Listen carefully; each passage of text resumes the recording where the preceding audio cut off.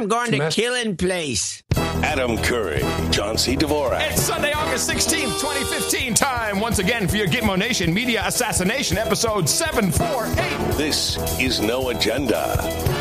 Your dark horses of deliciousness are back on the stick again and broadcasting live from FEMA Region 6 in the capital of the Drone Star State. In the morning, everybody. I'm Adam Curry. And from northern Silicon Valley, where I've got a new red book, I'm John C. Dvorak.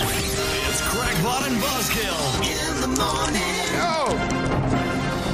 Okay. What number red book is this? 5, I think. This book is black. There's something so wrong with that. Yeah. Hey, I've noticed something. What is the date? Today is the 16th of August, 2015. Okay. Have you been out and about with your GPS in the past couple of days? No.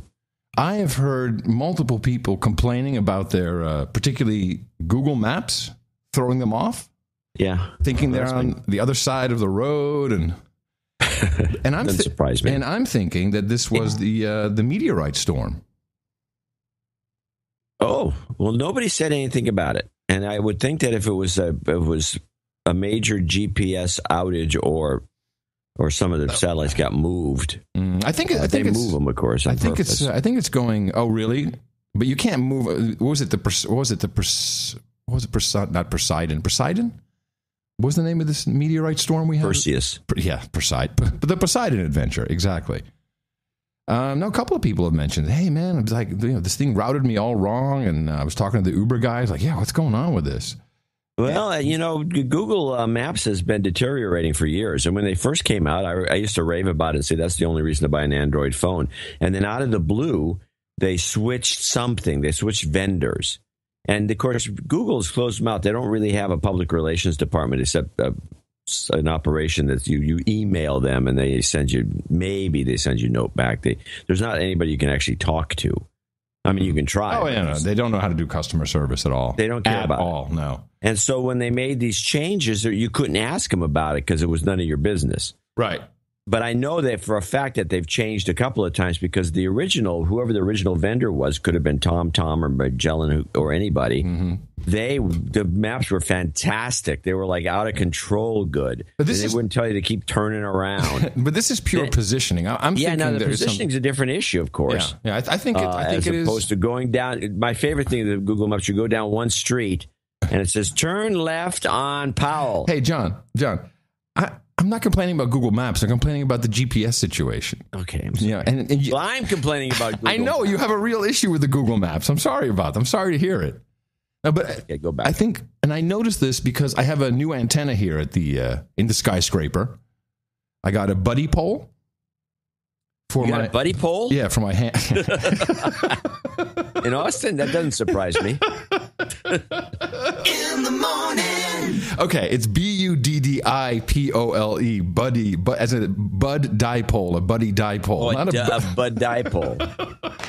I hadn't even considered this dumb joke. Yeah, I got a buddy pole. It's not uncommon here in Austin. Okay. And man, the conditions just popped up yesterday. I'm sure it's because of these meteorites. It was just all of a sudden getting around the world on 5 watts. It was nice. Well, the meteorite should have absolutely zero to do with the troposphere. No, but your signals are bouncing off, and it's the ionosphere, not the troposphere. The ionosphere. Okay, the ionosphere. Yeah.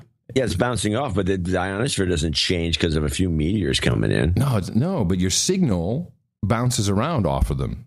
This is true.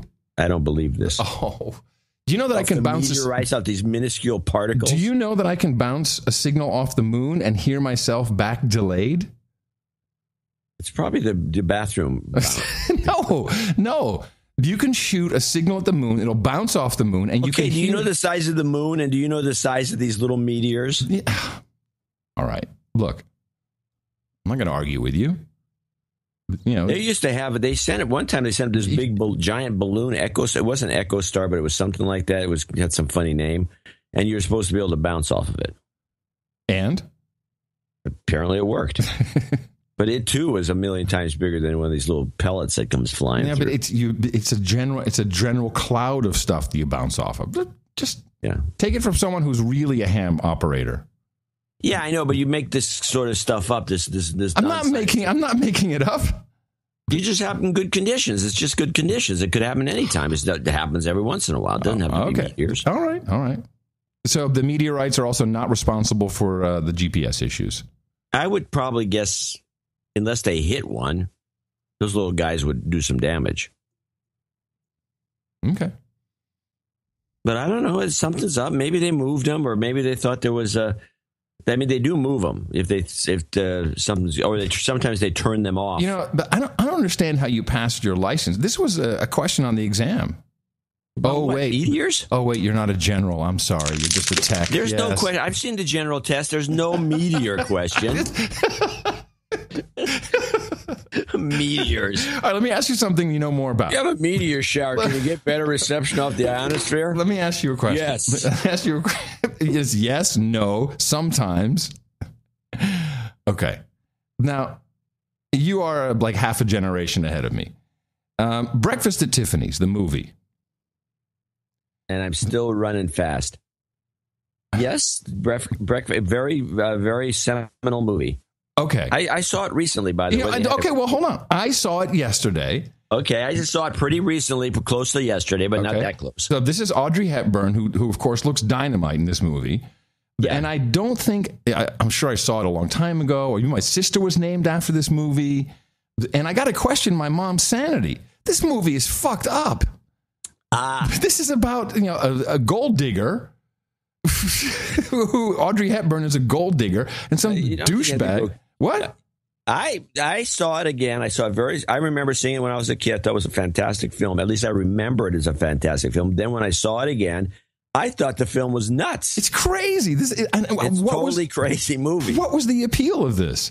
You got people drunk. And the guy, I forgot one of the lead characters is so gay, it's ludicrous. And that's George Peppard from Peppard's from the gay. A-Team. Yes. But what was the appeal? Why is that heralded as such a great movie? It's completely crazy. I'll tell you why.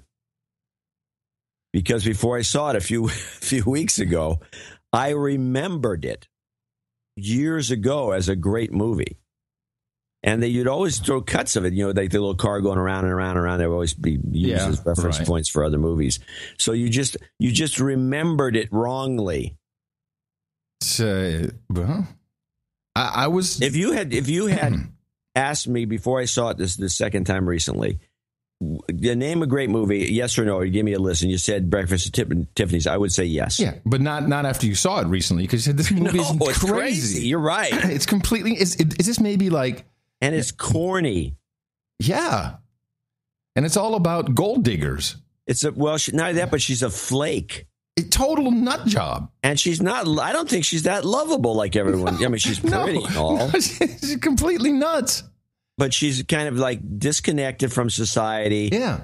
She's a kind of a beatnik of some sort. Yeah, I know. I'm in total agreement with you. You got the wrong guy to argue. I'm just trying to understand why it's heralded as such a great movie when you watch it. And I'm just like, I'm going to sit through it. I really am going to make it. But holy crap, this is dumb. I'll reiterate. Yeah. I thought it was a great movie. Yeah. It's probably like if we would watch Blazing Saddles now, we'd probably think it's stupid. I've seen Blazing Saddles recently. It's still good. Oh, okay. All right. I'll watch it tonight then. Yeah, you'll know Blazing Saddles holds up. I don't know why, because it's pretty gross. But it was gross to begin with. It was never considered a great movie, just considered oddly funny. Well, anyway, here's what I recommend for all parents who are listening to this show. We have a new change in the FDA has made, or the CDC has made a very important decision. And I would say rack up Breakfast at Tiffany's. When you take your kid to the doctor and your doctor now is allowed to give children as young as 11 years old OxyContin. Play the clip. I got it. Oh, lovely. I hadn't seen it. Yes. Tonight, the FDA approving OxyContin, that powerful narcotic, for some children as young as 11. Woo! Critics saying the highly addictive drug could put those children at risk. Some doctors saying it could actually help children battling diseases, including cancer. The newest addition to the Bush. Yes. Kids dying of cancer is in dreadful pain, and you're saying, no, he can't have OxyContin. He's only going to live another hour. No, can't have it. I'm not saying that. Okay. I'm not saying that. But I'm pretty sure if you look at the amount of prescriptions written in 2012, which was, what was it? Like 150 million prescriptions of Oxy? Oh, it seems low. Yeah. Family, Poppy Louise Hager, right there with Mom Jenna, named for great-grandpa, former President George H.W. Oh, okay. No, stop. I got up.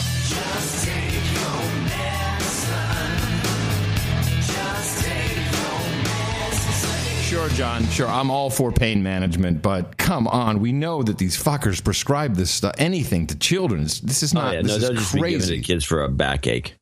Yeah, just getting them it's stoned. out of control. Everybody is so stoned in America. Come to America, people. We're stoned. We're not. I'm not. I'm not. Well, I'm not stoned right now. No. You're gonna be stoned after the show. Oh, you know it. You know what I always say after the show? I say I'm going to go get my drink. Wink, wink. Nudge, nudge. So I'm listening to that report came from David Muir on ABC. Yeah. And I want to mention, I've been tracking the 3 networks, and it's going to be part of a project I'm going to continue for the next few weeks. And ABC is the one I spotted with the native advertising. They always slip it in. Yeah. And I couldn't find it. I said, well, maybe the theory was wrong. They just did it once. I mean, I did find some great native advertising on the other networks, and I found some great is a loose term here. I found some native advertising on the Today Show, which is pretty much all native advertising. But I re-listened to one of the clips. Yeah. And I found, now I want you to listen to it. Tell me if you, after knowing that there's some native advertising buried in here, it's buried. Okay. I didn't hear it the first time. It was very good then. Which clip is this, John? This will be David Muir, hidden ad, ABC native advertising. The newest addition to the Bush family, Poppy Louise Hager, right there with Mom Jenna, named for great-grandpa, former President George H.W. Oh, it was right there. We're already done. The kid's name is Poppy. It's obviously an Oxy native ad. It's cute, but no. Bush, whose nickname, of course, is Poppy. And we're told Poppy has already FaceTimed with her great-grandfather. Congrats. Oh, really?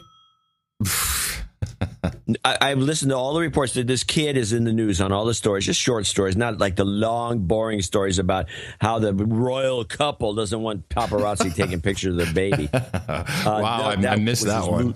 And why are we even covering that? Why do we care in the United States that this is even an issue? But every network had the little short story that you heard just about that length on this girl or the baby, Poppy. Mm-hmm. And only ABC dropped this little bomb about FaceTime. Yeah, that's good. Yeah, that could probably cost $100,000.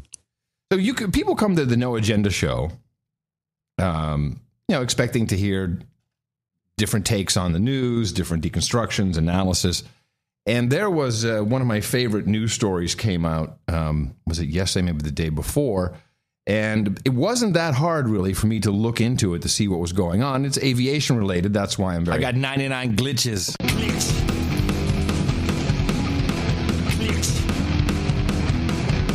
It's just a glitch. And put a goatsy on there, will you? All right. I see you have a clip of the air traffic control glitch. Should we play yours as an intro here? Well, it says air traffic control 1. Where do you get the idea that I have glitch? Do you need me to play this, or can I just continue? Yeah, air traffic control 1, play it. Tens of thousands of travelers face long delays or cancellations today caused by major problems with a computer system at an air traffic control center in Virginia. What started on the East Coast quickly spread well beyond. NBC's Kristen Dahlgren is at New York's LaGuardia Airport tonight. Kristen, good evening. Good evening to you, Peter. Well, the FAA now says that its system is back in service, so things slowly getting back to normal. I just checked the board inside here at LaGuardia. Only 3 departure delays, but more than a dozen still on arrival. And tonight, up and down the East Coast, there are many passengers still stranded. At D.C.'s Reagan National this afternoon, the only thing going up was frustration. It shouldn't be like this. Planes weren't going anywhere. According to the FAA, the glitch was in a tracking computer system based in Leesburg, Virginia, supposed to help route high-altitude traffic near the nation's capital. And so this is what the airspace looked like for several hours. Planes not allowed to fly in or out of the usually busy region. Not a good day to fly, so stay home if you can. Yeah. I figured, what the heck? Might as well go see what was going on. You know, I'm glad you did, because I wasn't interested. These things are always interesting to me. Yes. And I find it quite appalling, this reporting that has been done on this. All we do is get men on the street, women on the street. Oh, well, my flight's delayed. I've been here for a million hours. I know. Oh, terrible day to fly. Oh, Okay. this is not good. So I look into this, and there was a definite glitch, computer glitch, in the ERAM system. Now, I have talked a lot about the next generation aviation system that has been planned for a long time and being implemented in the United States and eventually will go global. Because of this next gen system, we do have some benefits, such as the ADS-B. So you can actually receive aircraft data just free over the air. But a lot of people are doing this with these little software-defined radio USB sticks that are intended for receiving television. You can tune them differently and use them to receive this data. But what went down was the ERAM system, which stands for En Route Automation Modernization. This thing launched in April of this year. And as the Department of Transportation Inspector General put it, quote, ERAM is a foundational component of FAA's next gen, and it is critical to meeting FAA's goals for increasing airspace capacity and reducing flight delays. And I went back and I looked at this thing. Now, this is the follow-up to the also a failed program, the AAS, the Advanced Automation Systems, which you may remember in 1990. They brought this in. It was the same thing. We're just going to modernize aviation. It's going to be fantastic. It's going to be great. $2.6 billion of the advanced automation system, and it failed. And they said, Mulligan, we'll do something new. It'll be the next gen. And I went back and I read all of actually, I'm going to play a little bit of the promo reel while I get these two statements from the company and from the FAA. Let's see. Here we go. The FAA has completed the foundational system that gives controllers greater vision across the 20 en route centers, enhancing safety in what is already the world's safest aviation system. Oh, yeah. The En Route Automation Modernization, or ERAM, is the future of air traffic control. The future! By replacing a series of single sites with a networked and integrated system, controllers have greater vision across the airspace. Okay. So this is intense. I mean, this thing goes on. We can listen to all of it, just get it in the show notes. But every single article about this, when it launched in April, was very, very clear about their redundant backup systems. This thing cannot fail. I'm looking here at the FAA's own website. A fully redundant backup channel precludes the need to restrict operations in the event of a primary failure. The backup channel also provides safety alerts and weather information not available on today's backup system. Everywhere they say double, redundant, triple. Nothing can go wrong. This thing is $2.1 billion, $333 million over budget, 4 years late, and the fucking thing doesn't work. Now, I got to tell you, this next gen aviation, and I'm all for improving the way things work. I'm not against it at all. But I have a real issue with the reliance people, particularly dumb people in government. I'm picking up my Trumpisms here. These stupid people in government who don't fly, a lot of them don't, who are making this shit up and just think, oh, this is great. What a bonanza. Everyone can get in on this and make some money. We're going to be removing pilots from planes. That is the ultimate goal. Just like self-driving cars. I got to tell you, these things are pipe dreams for where our technology is today. Johnny, I was driving like a couple days ago, and I'm on Mopac, which is a pretty busy road here in Austin, going up north. And I'm amazed at how well human beings do at driving. Do you ever just stop and realize that? Or not stop, but when you're driving, do you ever realize how cool that is? How your brain is anticipating whatever other idiot on the road is doing, and you're just maybe a foot away from the guy next to you traveling at 65 miles an hour. We're pretty good at this. I'm always fascinated by the decisions two people make separately and independently who both want to make a left turn. Yeah. In a situation where you can go past the guy and make a left turn behind him, or you can go in front of him and make a left turn in front of him as he makes a left turn in front of you, which is the more risky of the two. And sometimes you can actually look into the other driver's eyes, and somehow you have a communication. Yeah, you anticipate what you're going to do. I don't know if computers are good at that. And we have all these self-driving cars around Austin. Let me tell you, I see this no different from the trains, the so-called bullet trains or the high-speed rail. After the non-human driver, believe me, comes the non-human passenger. You're going to be sitting at home in your fucking pod, working, doing all. Cussing a lot today. I'm sorry, it's the Tourette's. You're going to be doing all of your human resource needs. All the shiny toys will show up and your food, and you're just going to be at home. And these cars are not going to be driving you around. Other robots. Other robots deliver cleaning stuff. Robot. Hey, honey, the cleaning robot's here. So now let her in. To think of having centralized air traffic control is completely insane. When the cloud goes down, which is what happened with this $2.1 billion system, fully redundant, what could possibly go wrong? Everyone's grounded. The whole system is disrupted for days. Well, I would bring people into, why doesn't the Senate or the House bring these guys in and ask them to what you just read about the redundant, no problem. If it goes down, another backup will be right on it. Yeah. Why didn't that work? Well, there's no reporting, no questioning. There's just no one. It's like, whatever. Oh, it's what an annoyance. It's just an annoyance. I guess we can keep reminding people who listen to our show that we actually do. And I hate to say it, but it's reporting. How hard was it? It wasn't. I mean, you just. It's the next gen. How hard was it? How hard was it? It was a glitch. It was Flymageddon. That's my favorite. I think it was Flypocalypse was what they were calling. Flypocalypse. Yeah. Well, Flymageddon, Flypocalypse, something. Yeah, and everyone's moaning and groaning. Yeah. And the explanation is simple. It's a glitch. And I have to say again, you do not want. So this kind of evolves into my central theme today. If GPS goes out, which won't happen due to meteorites ever, that won't happen. We know that. Science is in. Do you have any idea how much of life that's going to screw up? But we're already screwed with the internet. Right. But even like Uber drivers, they won't be able to, these guys don't know the way. My wife was bitching about this the other day. Here's the story. She's a huge Craigslist nut. She's always buying stuff. And is she on the casual encounters, or where does she go? No. She buys stuff like, armoires, let's say. MW4TW. Reclining things that are probably $2,500 a piece. She got them for $150 each. Nice. And so now I have a fantastic chair. Because the guy, we're moving to a trailer. We don't need it anymore. Hey, sounds like me. You don't have work. They spend too much money on furniture.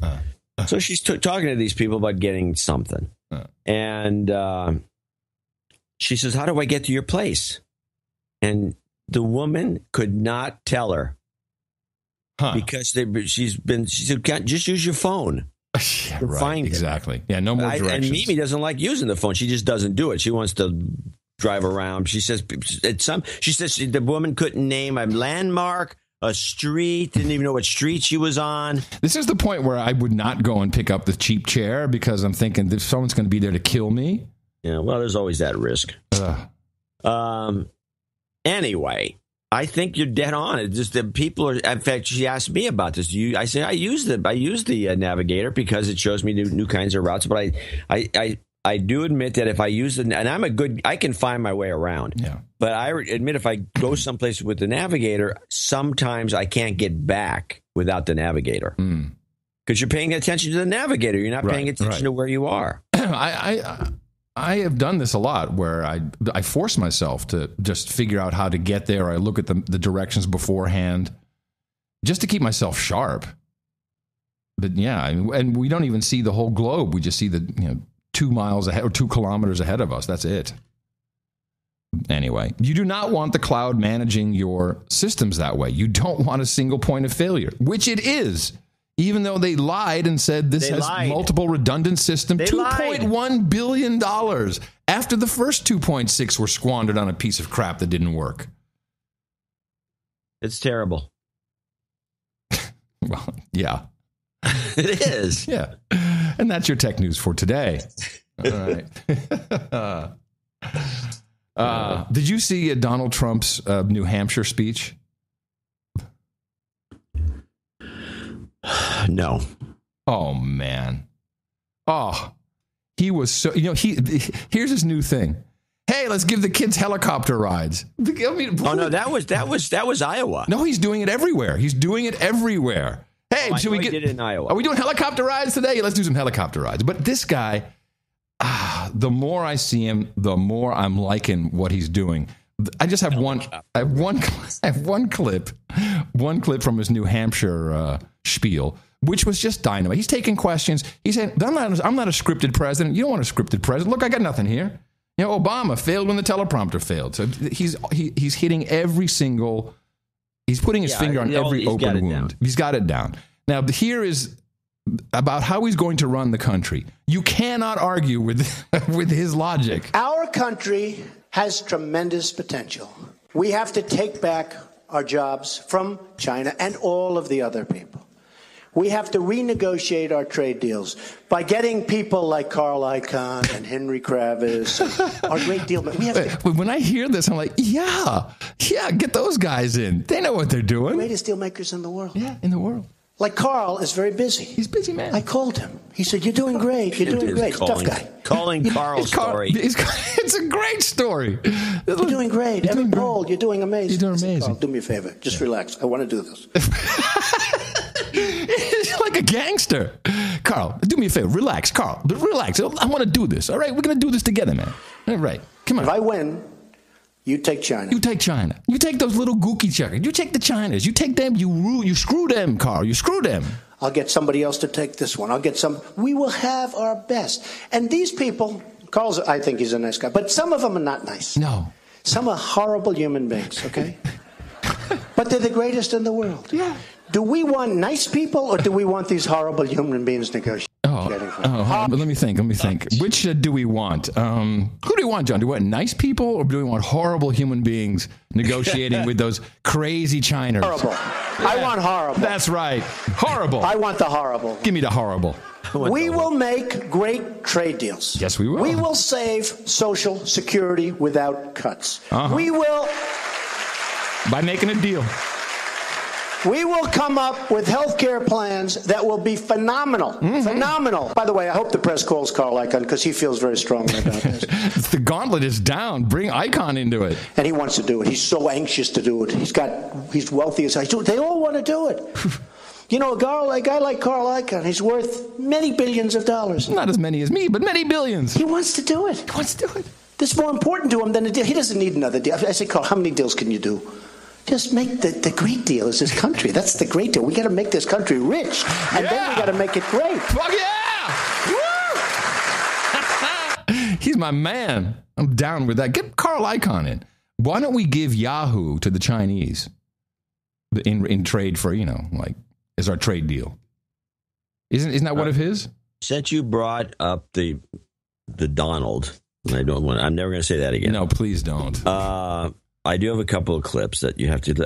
I thought it was interesting. Bill Maher, who just goes after. Is he losing his crap over this?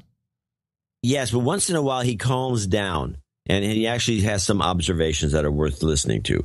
And I think this was a fascinating clip because this was Bill Maher actually noticing the same thing I noticed, which was that Fox was out to get Trump. So let me ask about one Trump. He certainly gets all the press. We're not going to give him that much. But I hear a lot of people say, it's just a bubble. It's going to go away just the way Herman Cain and Michelle Bachmann and all these people did. But, you kids are a little young to remember. But that's what they said about Ronald Reagan.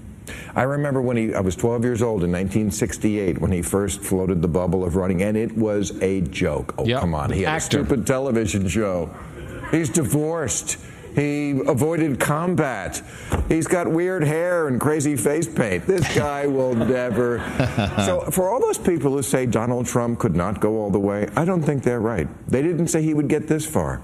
And obviously, I don't know what the results are from last night, but Fox tried to put a stake in him, and I don't think they did. Fox tried to put a stake in him. Yep.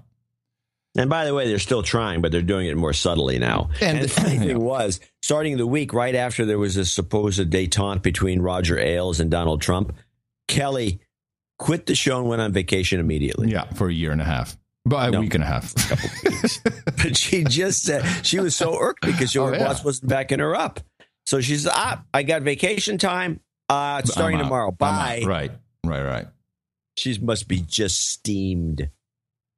Yeah. Now, and what I understood, I was told, and then I have some information coming up, but I was told that it was Rush Limbaugh who called, I guess, Roger Ailes at Fox and said, you lay off him. I doubt that. Oh, okay. Rush Limbaugh's got no leverage on Fox. Okay. They didn't even bring him on the show. I mean, he's never even been on Fox but once or twice. Okay. Just what I heard. That sounds like gossip. Okay. Let's try this. Now, I only have one other one. I'm listening to PBS NewsHour. And then David Brooks is on. Who he's supposed to, they got Brooks and Shields, and they got this Brooks and Korn. This guy is Mother Jones editor, or one of the guys from Mother Jones. Oh, yeah. That one. He's weird looking because he's got like these very dead eyes.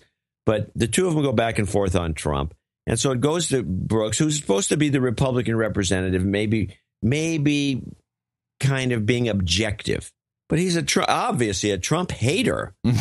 and then he says that there's a little thing at the very end. You have to make sure to get this little thing at the very end, which I thought was way over the top and demands an apology. He's in the catbird seat, at least this weekend. And I think he'll be for months to come. I think it was foolish to dismiss him, not because of him. He comes across as a reality TV tycoon buffoon, but the people who are attracted to him are a real important part of the Republican primary base. I mean, a lot of Republicans still believe that Barack Obama was not born in the United States, that he's some sort of secret socialist and secret Muslim who has a secret plan to destroy the United States, and they just really don't like him.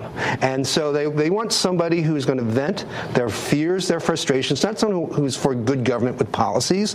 And that block is anywhere between 10 and maybe 25%. And in a divided field, that gives Donald Trump, if he speaks to these people, what he said, this outsized influence. And I don't think that block is going away, and Trump isn't going away. I agree Trump isn't going away, but he's not going to get votes. I think his voters you think he's not going to get votes? I think much less than he polls. He'll poll really well. I think he'll hang around 20 forever. But his voters are what they call low information voters. That is, say, people who don't pay attention to politics. And this is a conservative party. And he is not a conservative.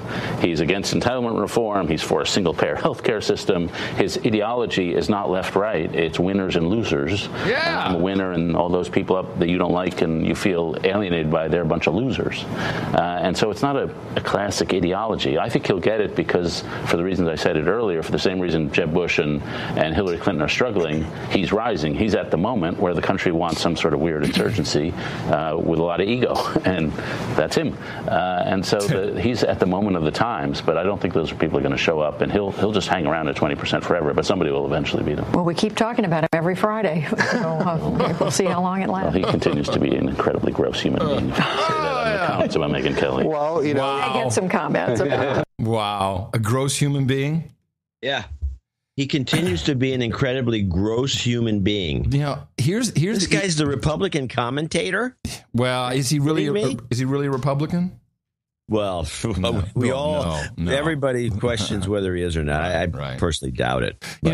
So the emails, he's supposed to be. The emails I receive, and whenever there's a positive article about Trump, always have this, and I just look for the line. If that line's in it, I won't even read it. Of course, I wouldn't vote for him. That's one way of. But of course, everything he says is crazy. That's another way. And so there's these article after article, email after email, and I believe people really want to believe his message because it's such an American. It's an American, but they can't bear to actually say, I kind of like what he's saying. You know what I mean? It's just article after article. I think this is where Bill Maher actually hit the nail on the head. Yeah. It's exactly. And these two guys, this is the latest meme, by the way. I picked it up not only with these two guys, but I also picked it up here and there. So it's starting to bubble up. And Fox is I don't know that I can't say that I heard it on Fox, but it will be up, I'm sure, on Fox, which is Trump has tapped into this rigid 20%, the 20-25%. Oh, the silent majority. This little group, but it's a group that's going to stick with him. That's it. He's not going any higher or lower because this group is going to stick with him. That's it. So this is explained. So now what you've done is you explained away all your bad punditry. You've been wrong about him all along. I got and you. now you're still wrong about him, but Right. now you've got this new explanation, which makes sense. There's a 25% factor, and they're always going to vote for him. And once the party starts to coalesce and you don't have so many candidates, the 7%, the 8% for this guy and that guy starts to add up. It goes way beyond the 20. Trump stays at 20 no matter what happens. That is the latest and greatest punditry. Well, here's the latest that I got. I've got information, man. New shit has come to light. That's right. This is one of our producer connections. This one goes high up into the elites via drug dealers. So this information is good. The drug dealers always hang out with everybody. Right? The good ones. Yeah, the elite drug dealers. Yeah, the elite drug dealers. Here's the word. And I just want to get it in now. Word is Hillary is out, announces she's out on Monday, tomorrow. Biden comes in. And if this is wrong, it's wrong. But I trust this source. All right. I'm betting it's wrong. Okay. It just doesn't sound right. The timing's not good. Well, things here. Listen to. Let's see. This is CNN doing some analysis. Joe Biden's capabilities as a campaigner are generally excellent. He has that authenticity that is really being craved in this election cycle.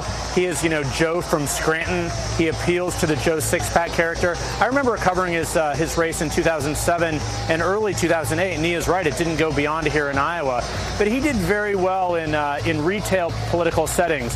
Anderson, I'm told the calculus is this. Calculus. He does not believe that he would not be able to put an organization together. He believes that he is a unique figure in the sense everyone knows who he is, and he believes he would have the money there for him. He's looking at a couple things. One of his friends told me that running for president might actually be somewhat therapeutic for him as he tries to get over this tragic loss of his son's passing. And two, he's also waiting to see how vulnerable Hillary Clinton potentially is with all these emails. That's why he's making these telephone calls to Democrats. Yeah. Well, the emails definitely are not going away. They are a real problem. And this next clip, which I think, whether this just is a media, let's get some more advertising, let's make it a horse race, let's make it closer, or if my source is correct, here's what the Morning Joe kid said. A lot of New York Democrats, Blue, you would go, these are automatically Hillary backers, and they go, this guy. Well, no, you know why they're frustrated? You talk to these people. I do. It's just, I have not found too many people at this point. I've got to tell you the bigger problem is now she has some really tough defenders. I know. But I will tell you, by and large, most Democrats, powerful Democrats I talk to around dinner tables or lunch tables, are just like they know the email scandal's going to get worse. They know there's more in the Clinton Foundation, and they're exhausted. They basically said we've been exhausted. We've been doing this for 20 years with these Clintons, and this is no way to start the case. These are around the dinner table, around the lunch table, powerful Democrats saying we just can't do this.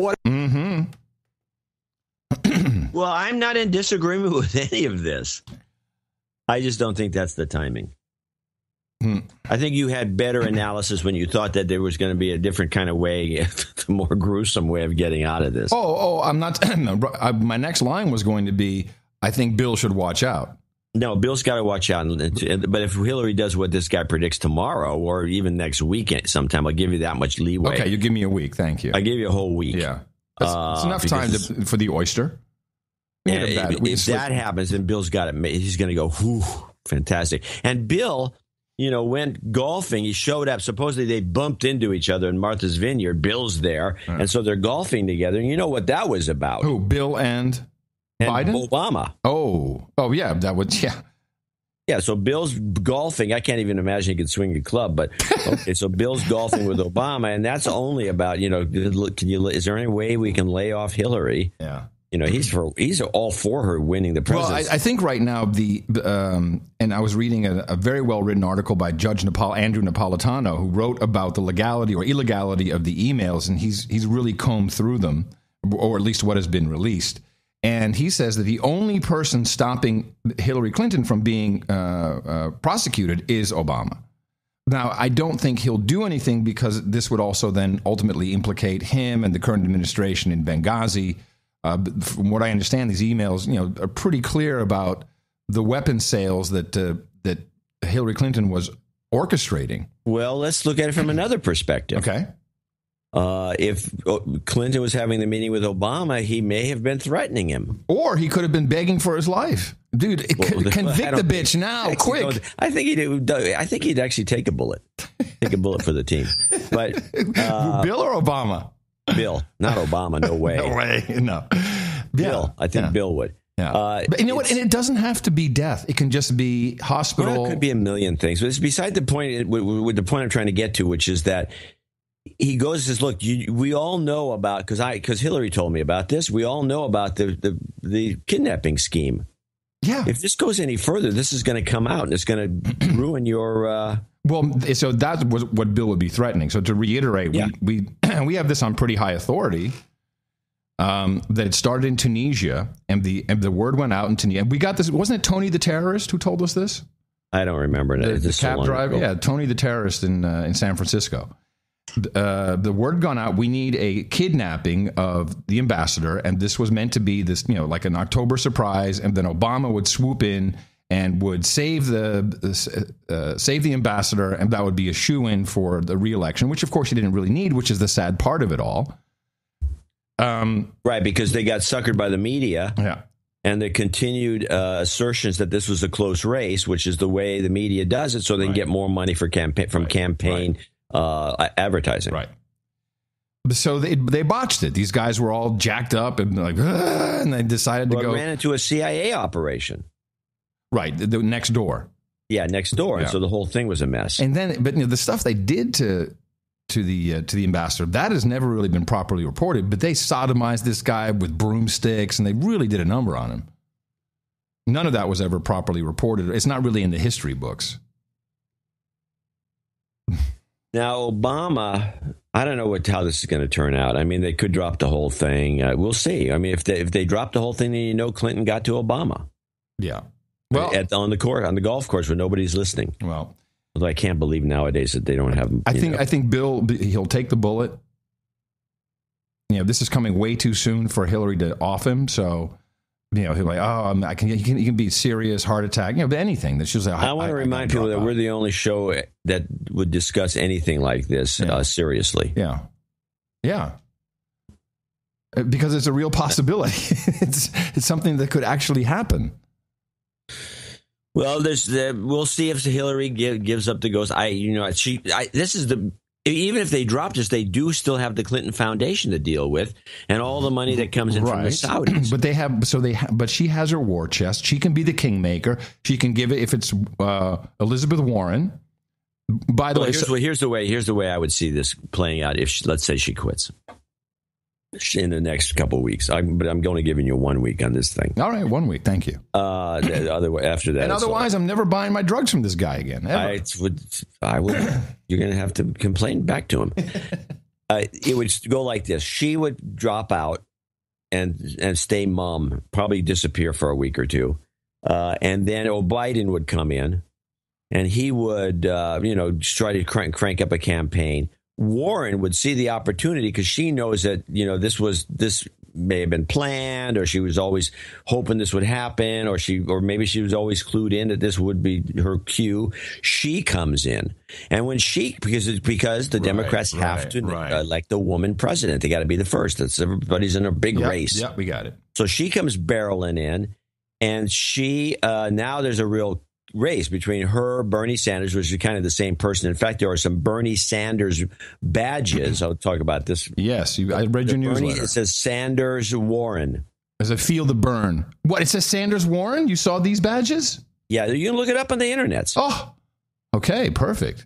So there's that, but that is a dead ticket because they will not put two people from the same general vicinity as president and vice president, with almost the exact same opinions of things. But so she's going to come in and she's going to get into the fray, and as she does, Clinton will throw her support behind Warren and give her all the money, as opposed to giving it to Biden, because as far as I know, Biden has never come out and endorsed Clinton. Right. So he's already on. But he would do that in a heartbeat if they're all going to get behind him. And Joe's controllable. They like Joe. And he's fun. He's also funny. He could go against Trump in a debate. That'd be cool. There'd be like two East Coast guys duking it out. That would be the best debate ever. That would be good. But it'll be Trump versus Warren. And Warren is really good on her feet. She could probably give Trump a run for his money. Sorry. I think she could beat Trump in a debate. Huh. Yeah, because he's too misogynistic. He'd say something shitty. I don't think he's misogynistic at all. But it's perceived as. Yeah, too casual. Right. Right, and he has the reputation. Bad reputation. Anyway, we'll see what happens on Monday. I'm trusting my source. It seems to have gotten pretty bad. So she has to stop. She has to get out of any kind of investigation as soon as possible. Oh, yeah, because it's going to threaten. See, here's the real problem. It could threaten the Clinton Foundation. Oh, yeah. And that is a huge cash cow. And that's much more important to them. The global initiative and all the rest of it, it's all going to be under scrutiny if this continues. Can't have any of that. And anyway, my final clip. There was a smear song written, and it was playing all over the place on different kinds of left-wing websites. Uh-huh. Some girl, she's like 12. She has a very unclear voice, and she sings this folk song about Trump. Have you heard this? No, I don't think so. I heard a different one. It's a piece of crap, but it's like you can see, oh, yeah, yeah, she put him in his place. Oh. Open chords. Dear Mr. Trump, stop being such a chump. You're embarrassing the nation. Time to take a long vacation. You don't explain positions fully. Your first instinct is to bully. You're a bit of a disgrace.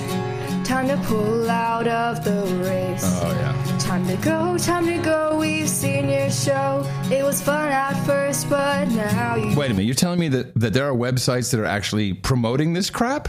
Yes. It's not even good. I think it was even on the Huffington Post. Oh, jeez. Time to go, we've seen your... Oh, man, we could, if you want to get... a video of she's kind of a cute little 15-year-old or whatever playing the guitar. And so it's kind of quaint. But it's this horrible song. She can't sing. She's flat. Anyway. Take it to the bridge. Bing, bing, bong, bong, bing, bing. So, it was fun at first, but now you blow. I don't want to alarm you, and I'm sure I'd like Melania. But wouldn't it be shady if she was our first lady? But that's not gonna take place because you are so off base. And before you exit grinning, please apologize to women. Time to go, we've seen your show. It was fun at first, but now you blow. Time to go, we've seen your show. It was fun at first, but now you blow. Oh, she said blow. That's hilarious. Let's put that on the HuffPo front page. Oh, please. All right. Well, you've got our information. We can only be as good as the information we receive or uncover or research. And Monday we'll know more. But thank you for giving me a week. I think that's very fair. Yeah, it's more than fair. And with that, I'd like to thank you very much for your courage and say in the morning to you, John C., where the C stands for the Cadillac of podcast hosts, Dvorak. Well, in the morning to you, Mr. Adam Curry. Also in the morning to all ships at sea, boots on the ground, feet in the air, subs in the water. And all the dames and nights out there. In the morning to everybody in the chat room, noagendastream.com. Good to see you all there. We've got about 1,000 people just on the stream. A lot of them in the chat room as well. Good to see you. In the morning to our artists, and thank you, No Agenda Racing. This is, I think, Sir Andrew Gardner, who brought us the artwork for episode 747. This was our Mile High Club episode, the heteronormative title. And he brought us the Mexican median, the median Mexican, actually. The median Mexican. The median Mexican. Hot little Mexican chick, kind of. Standing in the median. Standing in the median. Yeah. That's very creative. Yeah, it was good. I liked it. NoAgendaArtGenerator.com is where you can find all of the submissions or where you can submit. And it's been kind of meager the past few episodes, so consider helping us out. So let's start by thanking a few executive producers. We have 2 of them, and a few associate executive producers. We have 3 of them. Sir Patrick Seymour comes in at the top at 543.21 from Clayton, Ohio, and he says, ITM, gentlemen, I knew it was time to donate again when I was forced to sit through a campus police safety video covering how to deal with an active shooter. Ugh. More than once, we heard the phrase, if you see something, say something. Hold on, let me play it for you. If you see something, say something. That's right. Apparently, an active shooter may have only a knife, not a gun. That's an active shooter. Oh, okay. Also, that's according to the cops. No. It's a good idea, according to the video, to disarm the shooter by throwing your backpack at them. Well, yeah, better than just cowering in place. So that's Sir Patrick of the enormous noggin. You might as well give him a karma. No, happy to do that. You've got karma. We got David Young. He's this other associate executive producer from Tiburon over here in California, 466. But he's an executive, not associate. He's an executive. I'm sorry, executive. That's what I said, didn't I? No? No. 46639. He did have a note he emailed, and I will read it. Back office. The contribution today is the first to your show. While the culture of the show and the many donation options are many, example, double nickels on the dime, I decided that to dial in honey for my first donation, and I hope to do more in the future. Keep up the great work, David Young, Honeymoon Brands. He's actually a locally famous entrepreneur who does all kinds of little food startups. Oh, really? Yeah, he does this Honeymoon brand ice cream that is like Whole Foods carries it and all these. It's a very touchy-feely nice ice cream. Do you know him? Do you know him personally? I sent him a note saying I wanted to talk about ice cream flavors on the show. Yeah, that'd be great. Because one of the things I noticed what he's doing these very unique. There's a bunch of ice cream makers in the Bay Area that have cropped up. Oh, is this a new like douchebag thing? It's a new millennial thing. Now he's older, right. So he's past being a millennial, but he's in the swing of things with really a hot ice cream brand that is. But there's like if you go up to College Avenue in Oakland, where there must be 6 or 7 vendors, and they got lines going out the doors. Does he have kale ice cream? No, I don't think he has kale. Okay. But here's the ice cream. The best one, there's this one woman, I think it's not Mary, it's somebody. I can't think of her name, but she does these ice creams that are all wild. They're just, I don't think it's eucalyptus. Once she had Rus Bios. I'd love to have potpourri ice cream. You never know. She would do that. But the problem is she's such a hippie that she, the containers are made out of, recycled cardboard and they soak up the ice cream. Oh, and it's probably very expensive for that very reason. And it's extremely expensive ice cream. Yeah. But she's got these great flavors. Now, I'm going to know my story about flavors. I don't understand why this one particular flavor never gets it. The closest that anyone has ever come to it was when Swenson's was in business. There was an ice cream Swenson's? I've never in the heard Bay Area, and I think California, called Swenson's.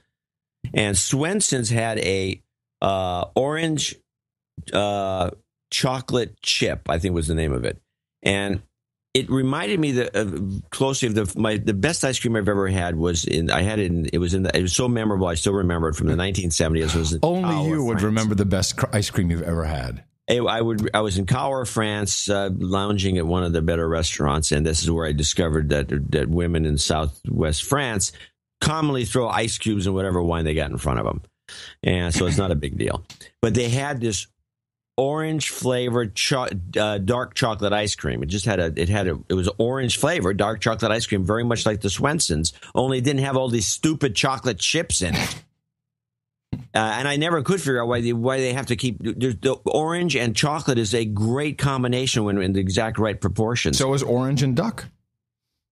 Exactly. Orange and duck is quite good. Think of that as an ice cream. Probably prunes and chocolate would be too. Yeah. But this ice cream was fantastic.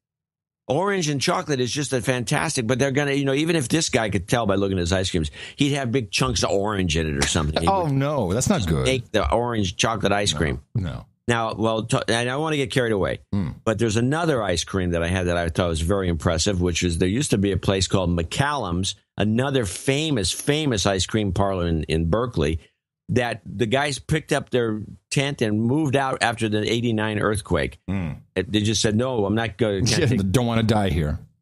So they made they made probably one of the best pumpkin ice creams I've ever had, and I like pumpkin ice cream. But they made a licorice ice cream that was phenomenal. Oh, man.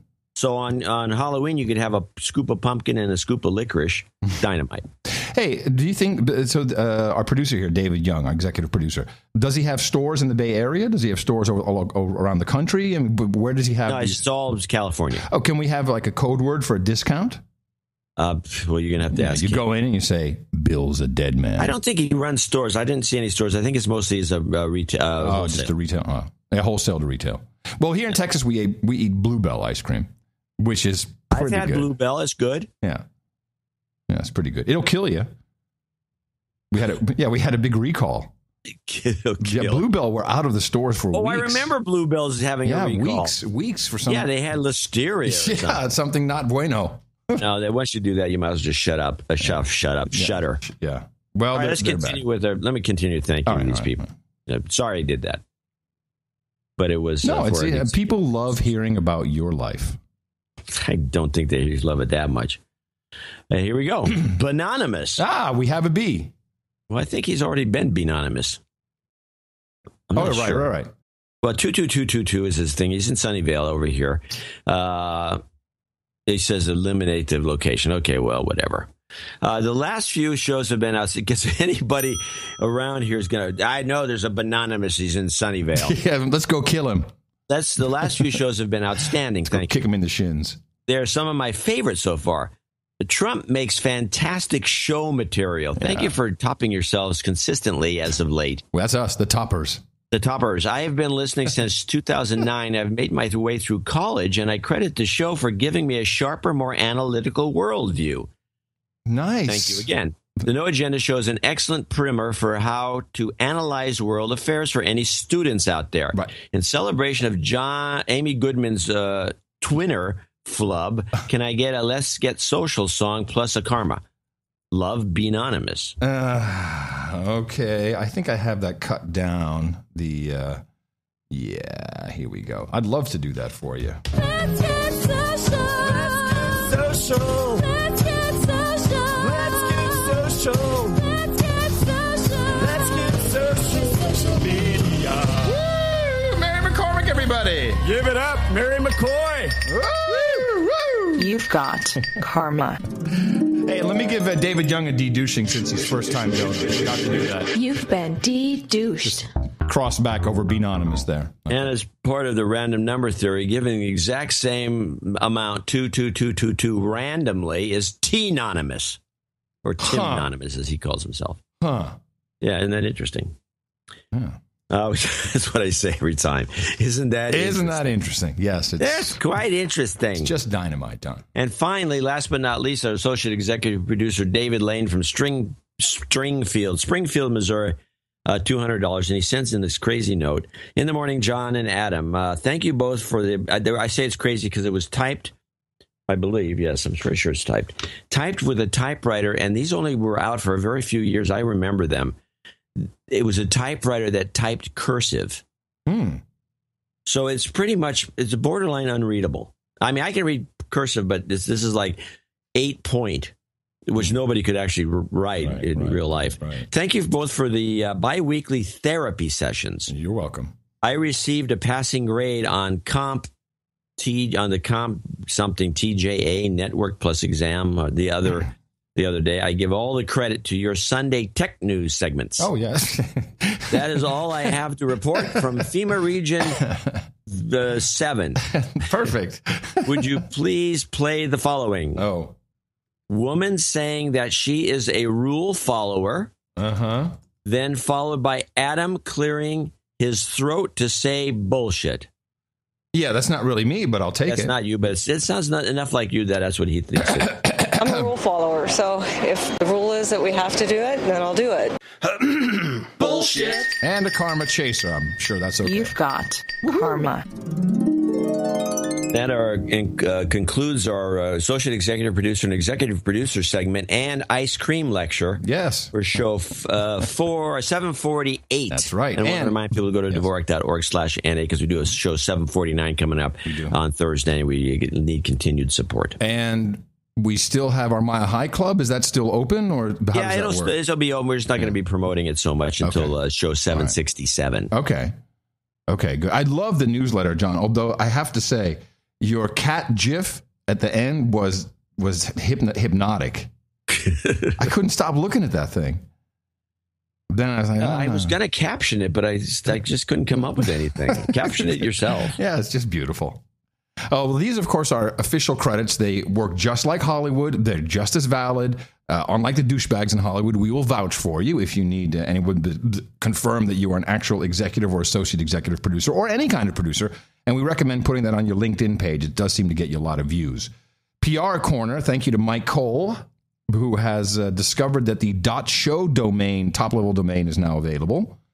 And he went ahead and registered noagenda.show for us. Oh, nice. We can actually, of all of them, I think that can be picked up. Yeah. We can move it over. So noagenda.show, now forwarding to noagendashow.com. We appreciate that. And thank you very much to producer Ron, who is helping us with a well-known strategy. You know, we know that jingles and music and recognizable elements of the show really help people remember to do things.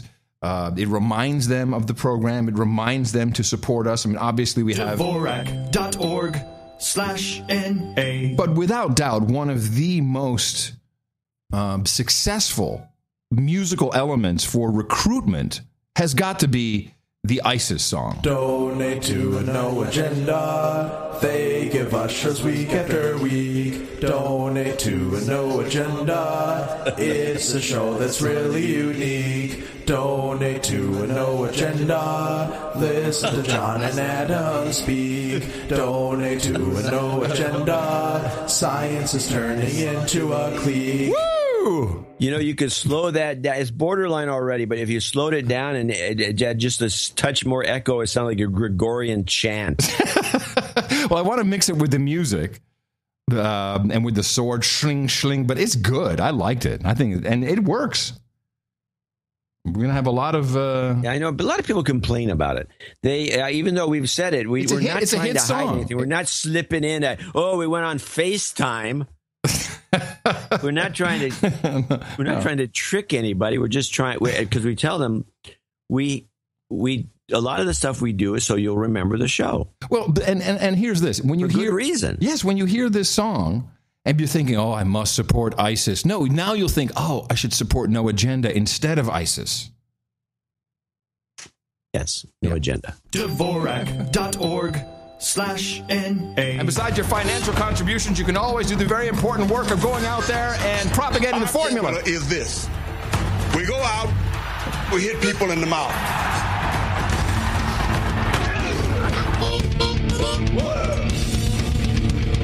Amen. Fist bump. Shut up, slave. Shut up, slave. Shut up. Dumb slaves. Shut up, slaves. All righty. Well, what else you got going on, Jean? Well, let's see what we got on the list. I just moved everything around now. Of course, I can't find anything. Are you running your show on the stick today? Are you on the stick? No, here's what happened. Okay, I got one of the Intel computers. No. You called me back after the show on Thursday. Yeah. You texted me. Which is like, John never texts me except newsletter. Sometimes we do like newsletter. Okay, I think I have to go check the newsletter. Then that's about it. Or you'll send me a 2-hour documentary Saturday night at midnight about Project Blue Beam disclosure craziness. Like, this is great. No, I'm prepping for the show, man. I don't have 2 hours to watch your conspiracy crap. Jeez. I knew you'd give me grief about this. What do you think you are? So he texts me after the show, and I'm in decompression mode. You know, like, nah, I'm chilling. I've smoked my joint, I've drank my whiskey, and like he's like, yeah, get back on the show. Get back on the Skype. I'm like, okay. I was watching some of this crazy, aliens attacking stuff. And my favorite one was this guy. There was apparently before, I guess, which was the one that crashed? It was Columbia or Challenger, the one that came into the atmosphere and burning up. Oh. Not the one that blew up on takeoff. I don't know which one. So everyone say, it was attacked by aliens. The guy there's some movie of the thing in space, I guess, is all shot up by something. And the guy is showing this video, and he says, a lot of other guys, they do Photoshop to phony these things up, but I'm looking at this. I think it's legit. And then he says, I only have one problem with it. And so he goes into a deconstruction of the spaceship or the space shuttle and space all shot up. And he says, when it was taking off on the left-hand side, it said it had the flag and then the United States, and then there was no NASA logo. But this phony one this one that's in this movie or this video has got the logo on it. He says, I think that's kind of a problem. But except for that, I think it's legit. And I'm thinking, except for that, that's the main clue that it's a fake. Right. Well, I'm kind of on board with the Project Blue Beam, which is that we are going to be introduced to our overlord alien visitors, just like V, and then we'll all be very compliant. Wasn't that supposed to happen in 2012? No, 2030, I think. Okay. Who knows? Anyway, so John says, get on the Skypes. I get on the Skypes. This is pretty much like, to me, it's like selling wine. This wine, I bought this wine. It's terrible, store clerk. It's the worst thing I've ever had. Oh, no. Just give it some. It needs age. It needs age. About 5 years from now, it's going to be dynamite. No. But can I move on now? Somehow you've had ice cream, wine. What next? What? So, okay. So John says, get on the Skypes. And he says, how do I sound? I said, yeah. And it didn't sound like that. How do I sound? And you were running it on a computer stick, on a computer on a stick. Explain. Okay, so Intel's got a bunch of these little machines that they make. They have the NUC, which is, I think, a wonderful little unit. And then they brought the compute stick, but they never wanted me to get one. I don't know why. But I got a new guy over there that sent me one. So he sends me the compute stick. It's $150. It's an Atom-based computer, and it actually works. And so I hooked it up to the entire podcasting rig, and it worked fine. And it's only the problem with it is the following. Oh, okay. In terms of just having a little cheap computer that you can plug into an HDMI port, and it has 1920 by 1080p output, it's a dynamite little product. And it's cheap, relatively cheap. I think somebody else makes cheaper ones, but it's similar. So I wanted to know if you could use it as a podcasting rig. So I looked it up, and it seems that it sounded good. Now, here's what happened since then why I'm not using it today. Okay, because we agreed. I said, let's test it on the show. Yes. And you're not testing it on the show. Right. What happened was it has a little input for a additional memory. It has like 32 gigs or something in it. It's got a lot of memory for the stick, but it doesn't have enough, to use just day to day with word processing and Photoshop for sure.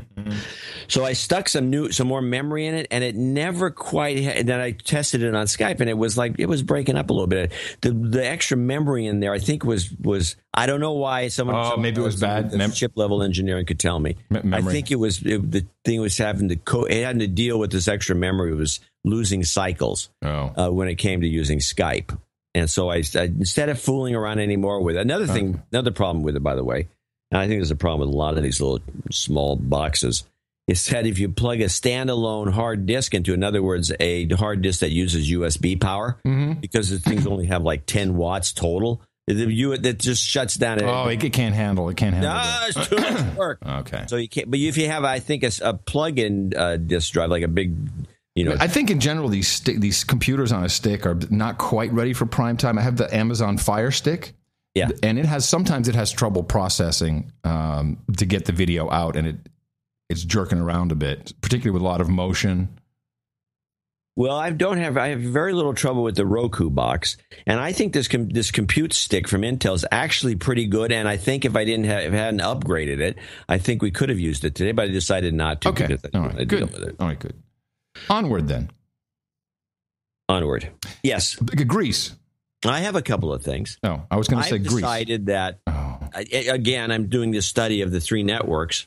Oh, yes. Now, you were going to do this for 3 weeks. You're going to watch the 3 networks. 2, 3 a month. Do 3. Make it 3s, man. 3 networks, 3 weeks. 3 networks, 3 weeks. There you go. I got it. 3 networks, 3 weeks.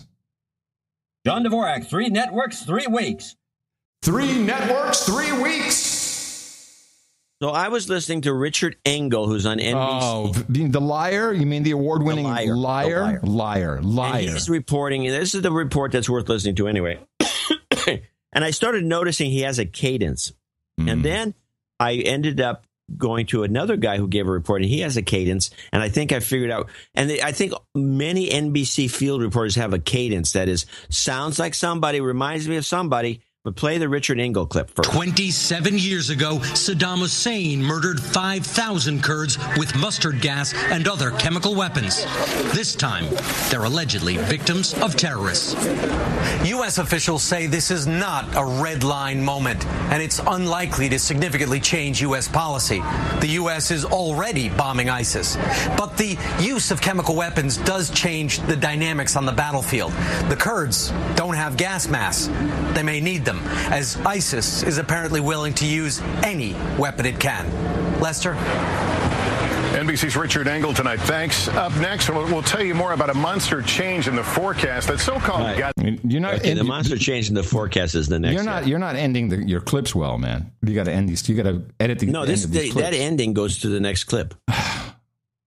Okay, so I know the cadence. I recognize it immediately. Yeah, it's a kind of a case, but there's another cadence that's a little more extreme. Engel has got the foreign affairs guy, and I don't like his cadence, by the way. And this mustard gas thing story is bogus. We can talk about that later. And like raping hostages and throwing mustard gas. Yeah. So here's the NBC reporter sounds like clip. Before you go, I'm pretty sure. Now, I don't have the best example of this guy who I think they're all trying to sound like, but I've got the guy in here. Almaguer has our report. It rolled in with fury. This Las Vegas monsoon wreaking havoc. Lightning sparking fires, torrential rain triggering flooding. A fast-moving summer storm. Hi, Billy, the Big City Slider Station. The fast and easy way to press and cook delicious sliders. Those restaurant mini burgers everyone loves. That's it. That's the cadence. Yeah. That's it. Like this guy. Wake up! I demand you break your conditioning. Yeah, that's Richard Engel. You didn't let the thing finish because they have I'll finish. Or squishing and squashing. Or flipping and flopping. With the Slider Station, just scoop, press, and cook right on your stove. That could be a preview of what's to come this winter. El Nino is definitely a double-bladed sword. It will provide drought relief, but it also provides an awful lot of mayhem and damage. NASA climatologist Bill Patzer says... Okay, that's good. Okay.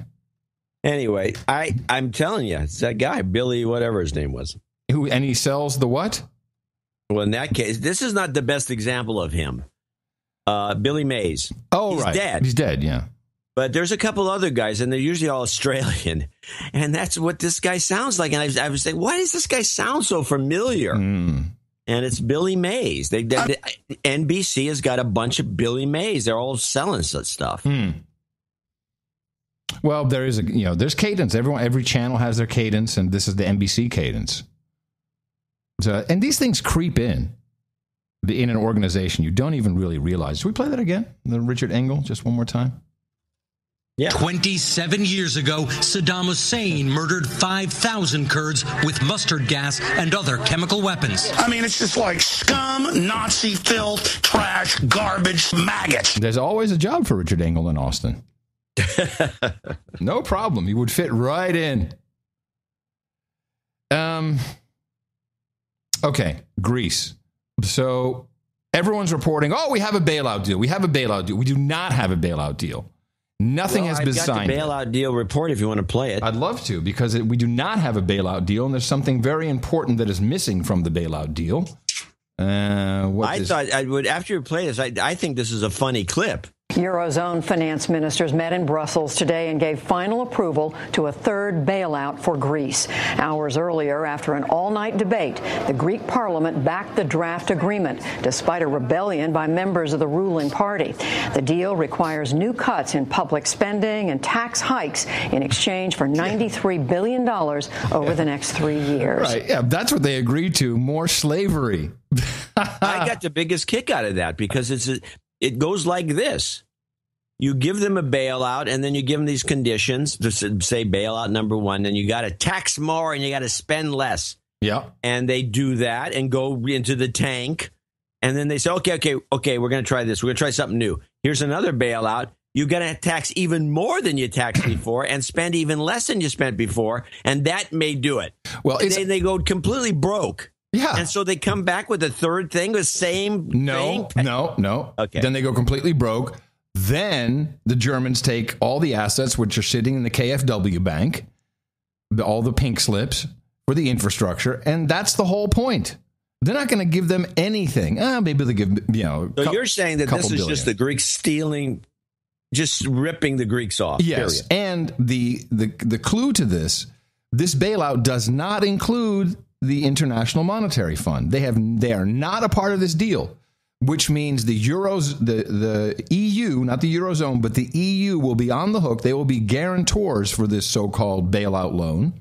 Of course, they won't be able to succeed in all of the new austerity measures. And it's just intended for Germany to take all their stuff. The IMF said we need debt relief, and Merkel and Schäuble said no, nine. We're going to take their stuff, their bicycles. And the deal has not officially been signed yet, but Fifi Lagarde says, I'm not in. So the Troika there's a fracture in the Troika. This could be interesting for Portugal, for Italy, for Spain. So things are happening. At the same time, Greece is being just deluged with refugees who I think are called visitors in the EU. Like they're visitors. Yeah, they're tourists without a visa. It's gotten so bad. The Venizelos arrives in Kos. The Greek government sent a cruise ship to the eastern Aegean island to act as a temporary registration centre for thousands of stranded migrants. With hundreds of refugees arriving in Kos every day, the new initiative aims to help prevent recent recurring clashes with the police. The problem will be solved when the European Union understands there's a war in Syria, and in other countries there are major economic problems, said the local mayor. And if they don't find a solution for those countries to end the problems, then we'll always have immigration problems in Europe. These people are queuing to get into a stadium on the island, which is also acting as a reception center. You got to see reception. Hello, visitors. Come to the reception center. Yes, come into our camps. There to keep people out from hurting you, kind of. They're trying to obtain papers to enable them to move around within Greece and elsewhere. For me, I just want to complete my study. I just want to have life. And everybody wants like that. Because they all ran out from the war, from death. So it's normal to see all these scenes. Because everybody just wants to live. Damaged dinghies and flotation devices regularly wash up on the beaches of Kos, providing further signs of the increased pressure cash-strapped Greece is under. Oh, man.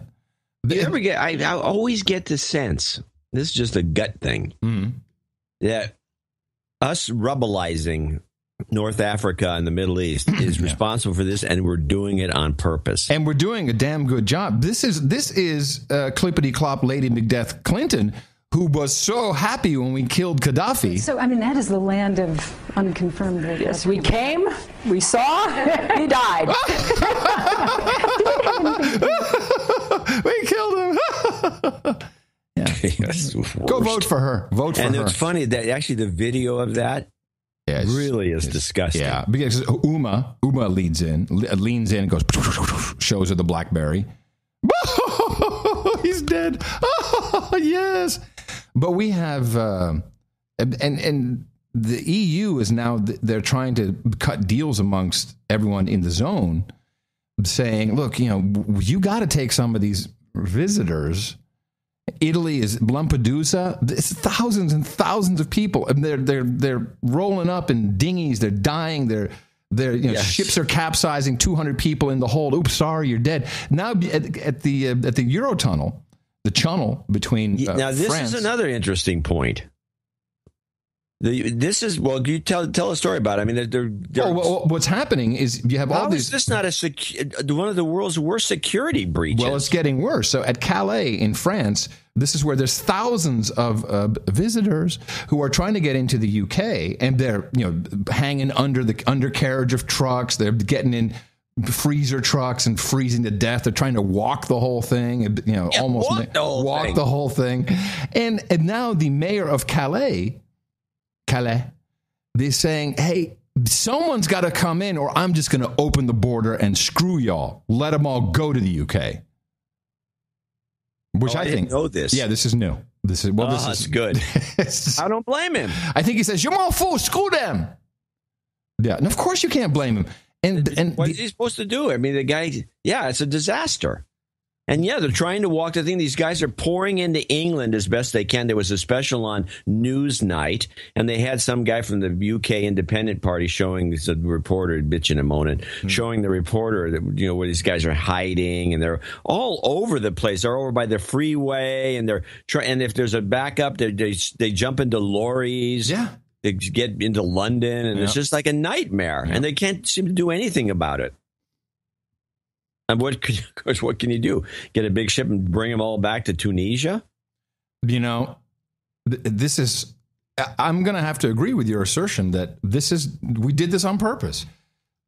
Give that crap to the EU. Hey, that's time for us to play. Hold on. We need to play. What's her name? Hillary. No, Victoria Nuland. What do you think? Oh, not that one. It would be Victoria Nuland. Yeah, that's actually this is what she said. While I'm driving off laughing, this is what I'll say. Fuck the EU. Fuck the EU. Fuck the EU. Fuck the EU. No, exactly. Fuck the EU. That's right, and that is our entire stance. And that's what we're doing. Just what she said. Good job. Congratulations, John. And the EU seems pretty.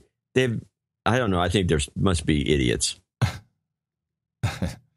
Yeah. What can I say? Yeah. All right. So I've got another. Since we talked about this earlier, something like similar chat earlier in the show. Mm-hmm. Again, I think this again with ABC. This is a David Muir ABC old story leverage report. This is, again, ABC, which I think is probably the most corrupt of the networks insofar as especially ABC News, who have news directors married to insiders in the Obama administration. Right, and there's a lot of crossover there. I think I'll catch a lot of native ads, and I think they use leverage, which means if you're not advertising with us, you're going to get blasted. Oh yeah. Because this to me is a hit job, and this is an old story. Now, none of the other networks are doing this story. None of them. let me understand. You picked up a story which was so obvious that it was an old story. It was brought back, and you identified the native advertising, which is the raison d'être that it was brought back. No, this was not native advertising. This was a hit job. Oh. And I would say this was one of those leverage things where it's like, you guys stopped advertising with us. Yeah. So we're going to dredge up old stories and embarrass you. And maybe we'll do it every once in a while, unless, you guys want to get on board. I honestly, because this is done. It is a natural thing for publishers to do. And allow me to explain, it works both ways. MTV... when Michael Jackson had a new video, and before MTV Networks owned Black Entertainment Television, BET was getting the World Planetary exclusive Galaxy premieres. And we would say, well, listen, we'll make up an award. We'll call it the Michael Jackson Vanguard Video of the Year Award. We'll give the first one to you. If you appear on we'll give you a prime spot opening the Video Music Awards. And, so you give us the planetary premiere. And, Sony will throw in that piece of crap video that no one wants to play into the buzz bin. It's where we put all the hot stuff at play it in 3 a.m. Yeah, so that's how it works. And it works, of course, more recently, the leveraging of the publisher against the advertisers has been lessened because especially in print publishing, because the advertisers just all bailed out and you couldn't make them come back. So they call the show. It was always bad in an era, which I think we're in this era. ABC is apparently not in it, but most people are in the era where the advertisers throw their weight around. Get anything they want. Give us an ad right next to an article that's very favorable to us. We'll advertise more. And that is I believe is the era we're in, and that's the bad era. Turn to stunning new information tonight about a British Airways flight bound for the U.S. last spring. The pilots suddenly feeling disoriented, putting on their oxygen masks for an emergency landing. And tonight, the explanation now. Here's ABC's David Curley.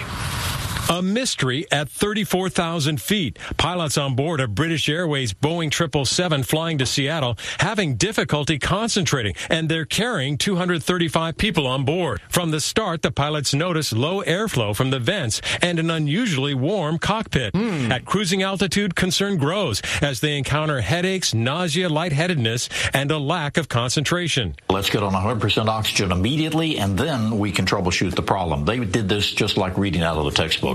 With no problems in the passenger cabin, the cockpit door, normally locked for security, is opened to help cool the instruments and ventilate the cockpit. The crew dons oxygen masks, and the decision is made to return to London. In the end, it turned out it was simply trash and old wires blocking a duct and restricting the airflow. The problem is, this is the third time it's happened on the plane. The airline says it's taken action to make sure it doesn't happen again. David Curley with us tonight. David, thank you. Okay, so was this a slam at British Airways or at Boeing? BA, right? It wouldn't be Boeing. Yeah, Boeing.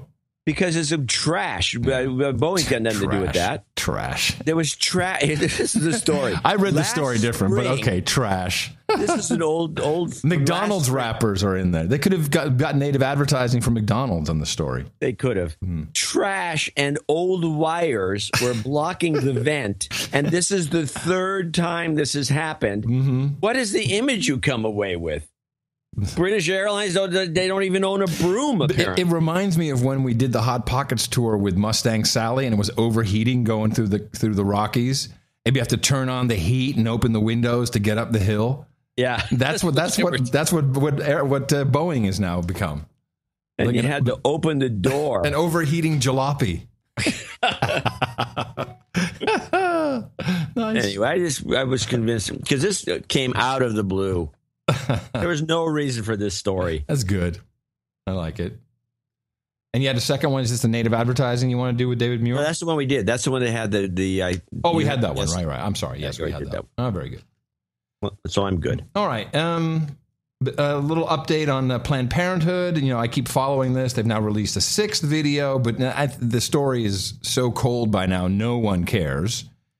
Luckily, though, there's one guy out there who I have respect for him doing this, and he continues to do it, and he takes it one step further. Of course, this is the genesis of Planned Parenthood, which we discussed on the show a long time ago. We've never really done anything about it. We haven't discussed Planned Parenthood. We don't really care about it, I don't think, too much. Oh, we had the big thing in Texas, and we did discuss it then. No, you did a good job on some of the phony baloney misdirection of the Texas stuff. That's right. Yeah, there was a lot of misdirection. And the Hobby Lobby. Right. Yeah. Well, this is ongoing, of course. The genesis of the company is Margaret Sanger, who was a founding member of the Eugenics Society, I'm going to say. Was it Eugenics Society? Yeah, probably. Yeah. And they were very specific about not having the black man impregnate the white woman, all this kind of stuff. And you know, there's only one guy out there who will still recount this history, and he's a Republican candidate. His name is Dr. Ben Carson. Maybe I'm not objective when it comes to Planned Parenthood, but you know, I know who Margaret Sanger is, and I know that she believed in eugenics, and that she was not particularly enamored with black people. And one of the reasons that you find most of their clinics in black neighborhoods is so that you can find a way to control that population. And I think people should go back and read about Margaret Sanger, who founded this place, a woman who Hillary Clinton, by the way, says that she admires. Look and see what many people in Nazi Germany thought about her. That she was for targeting certain races. Right? A great person. Yeah, it's great. Thank you, Dr. Ben Carson. The Nazis loved Planned Parenthood. Yeah, especially Margaret. Oh, yes. Well, the whole eugenics thing, which was invented in the United States, was adopted by the Nazis. Yeah. And then it was they were suppressed after that because it got a bad reputation. That's where Mengele came from. Yeah. And you got a bad reputation. It kind of resurged again in the late 60s and 70s with Dr. Ehrlich, who is still around now, is promoting global warming, which again is a methodology. It's all to cut down on the population. He wrote the Zero Population Growth material. And he also had a book right after that called The Race Bomb. Mm-hmm. And now he's got something. His name still crops up in regards to global warming and how we have to stop growing our population because people are. Well, it seems to me if we have global warming coming up, which is going to kill a lot of people, wouldn't he be all in? This is good. This controls the population. Well, here's the point that you don't know you're missing, but you are. Which is, since it's bull crap, it's not going to control the population. And he wants to control the population. Gotcha. So you don't want, the global warming thing is just a ruse.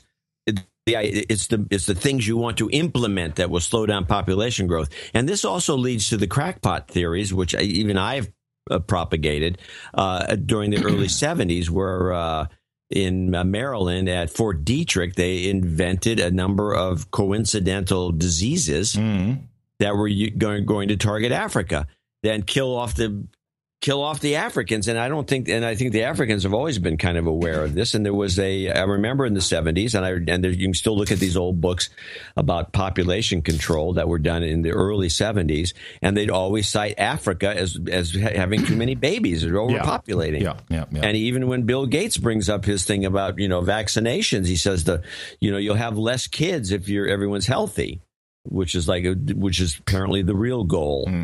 Is to slow down the reproduction cycle. So it seems to be working. And it seems to be continuing, even though we're still having more people on the planet. And most of the real students of population in today's world see it as an element, as a thing that plateaus naturally, and not to worry.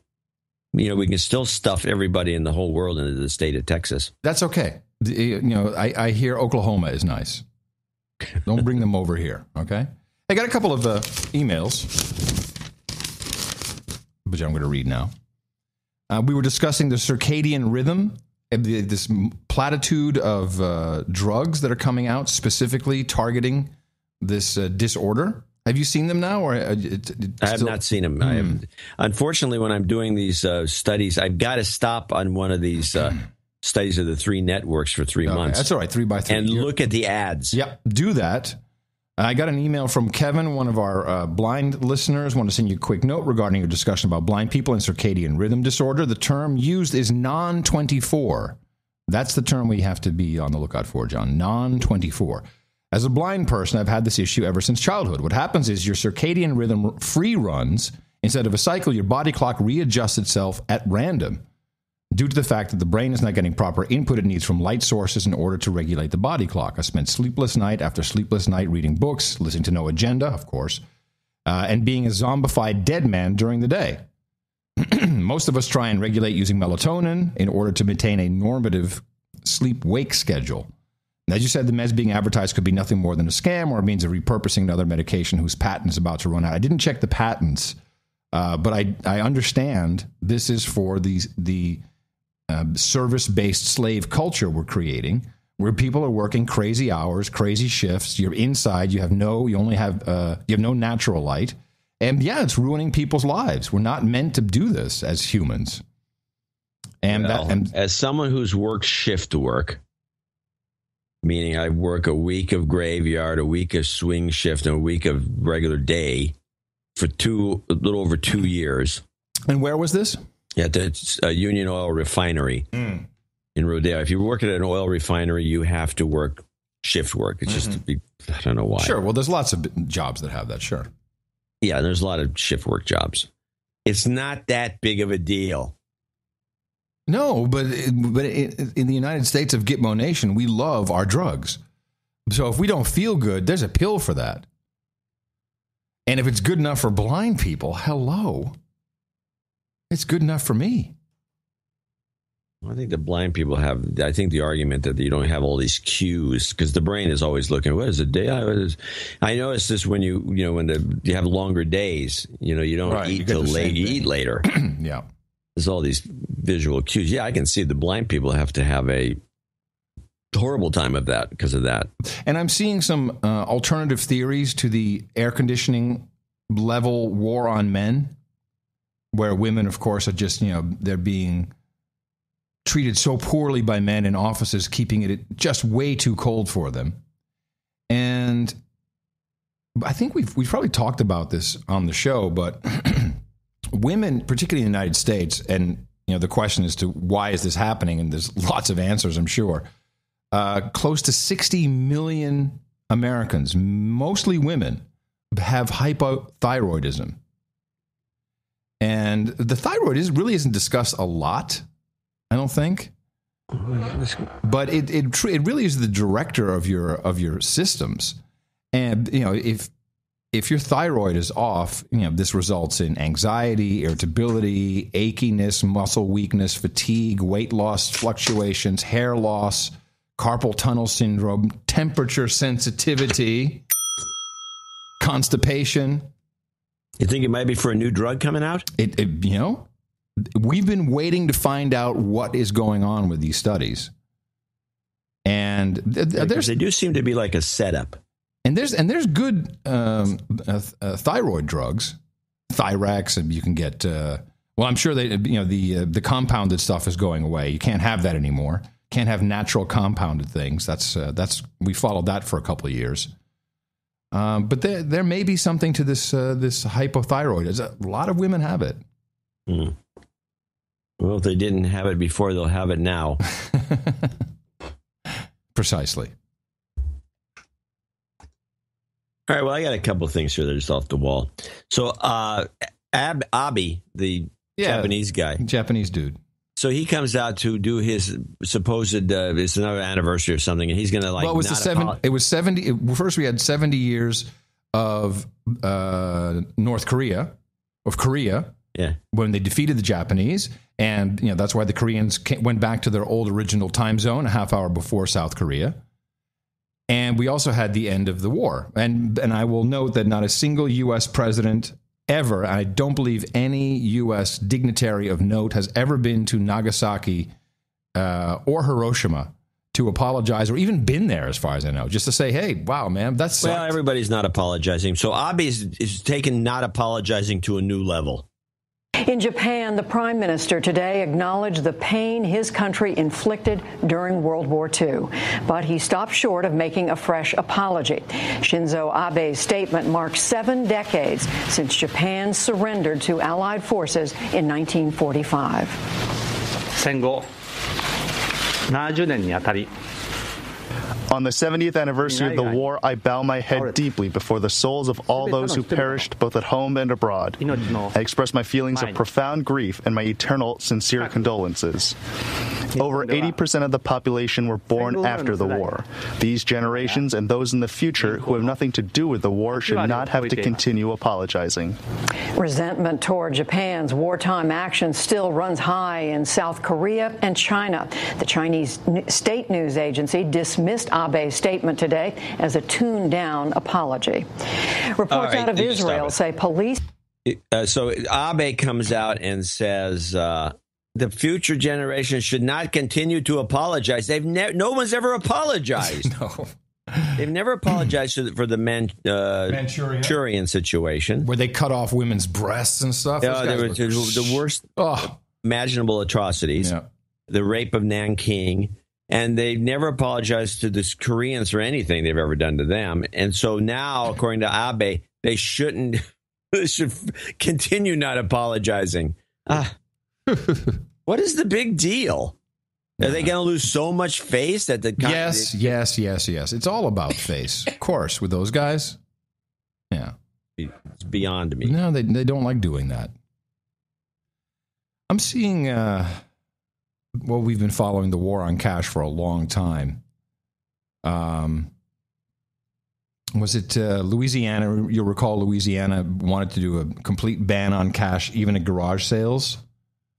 Yeah, that didn't get very far. Well, they have a new version. What is it? RS 37:1866, and it still has a line in here that it will be illegal. I don't know if it's passed, but it will. I'm sure it'll pass. It will be illegal to exchange cash dollars for gold or any precious metals. What? Yeah, in Louisiana. Yeah, you will be able to buy a lawnmower with cash at a garage sale, but you will not be allowed to exchange cash dollars for gold or any other. This is a good question. This, of course, reminds us of the 1930s when FDR banned all ownership of gold. Well, he made it illegal to own gold. To own gold. Yeah, well, it's... So you had to dump it. You had to give it to the government and get the script. The people who didn't do that, by the way, which was a violation of law, and they stored the They're gold rich beyond their wildest dreams. Rich. Yeah. Yeah.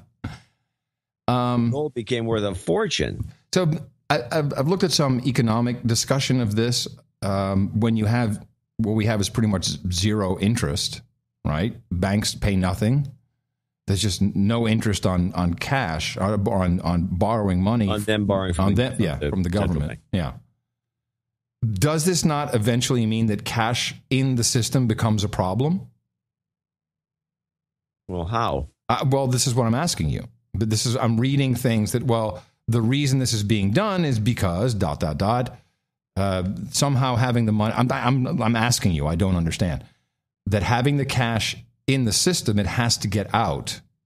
And that we actually don't have a lot of cash running through our system, like cash money.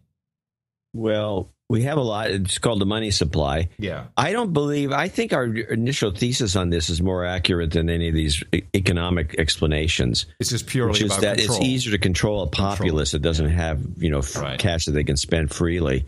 And you can, if you have everything's done on a card, you can track everybody's purchase, where they are, what they're doing, and you can stop them. You could cut off their money supply with the push of a button. I think that's really when you're not following the rules.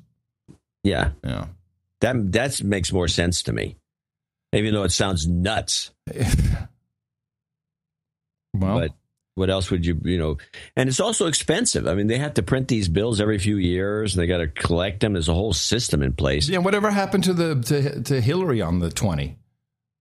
Whatever happened to that story? I miss those good stories. Well, first they decided it was. I think they've kind of stopped because they realized that it's Hamilton. Who's on the 20 now? No, they want to take Hamilton off. Hamilton off. Yeah, I believe. Yeah. Oh, was it the 10? No, I thought it was the... Who's on the 20? That's Jackson. I haven't seen the 20 in a long time, so... What? I got a pocket full of hundreds? I got Washingtons. Franklins? No, I got Washingtons. Washies, baby. I got Washies. I'm waiting for the big head Washington bill. Where is it?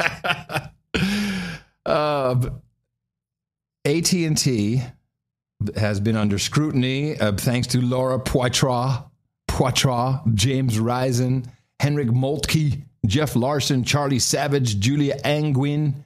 Big article in the New York Times. Oh, a shocker. AT&T helped the NSA eavesdrop on American citizens. And we've talked about this since 2008. The big building in San Francisco. News? It's not. Well, it's news because apparently some Snowden document came out detailing how AT&T was in partnership with the NSA. In fact, one document reminds NSA officials to be very polite when visiting the AT&T facilities, noting that, quote, this is a partnership, not a contractual relationship. It's a partnership. So they weren't even, I don't even know if they were getting paid. That's why it was news. Yeah, there was a partnership. Duh. Along with Verizon, actually. And who was it? Who was Silent Wind guy or Big Sale? Was it Binny? Who was the guy that popped the whole story on that secret room in the building on 2nd Street in San Francisco? I don't know if it's Binny or one of the other guys. It was one of the guys. They paid dearly. Yeah. Why is this not big news? Jeez. I don't know. So that was, I guess, their big breakthrough. I thought have you been looking at The Intercept at all? I think they got some stories now. They're too long. Oh, yeah, they need an editor. They are too long. You just it's like or do a TLDR at the beginning. Something. Help us with something. It's crap. They should graduate their news coverage. They should have a little thing at the beginning saying, this article is 3,000 words long. At the 1,500 word mark, we'll put in marker, and then you don't really have to read anymore. Or just a TLDR at the top. AT&T are douchebags. They help the NSA in a partnership. The articles need abstracts. Yes. Yeah. There you go. Yeah. Abstractive article. Really does. Really does. So they can get there like a 200-word abstract, and then you don't have to read it at all. Yes, they're too long. All right. I got another thing. All right.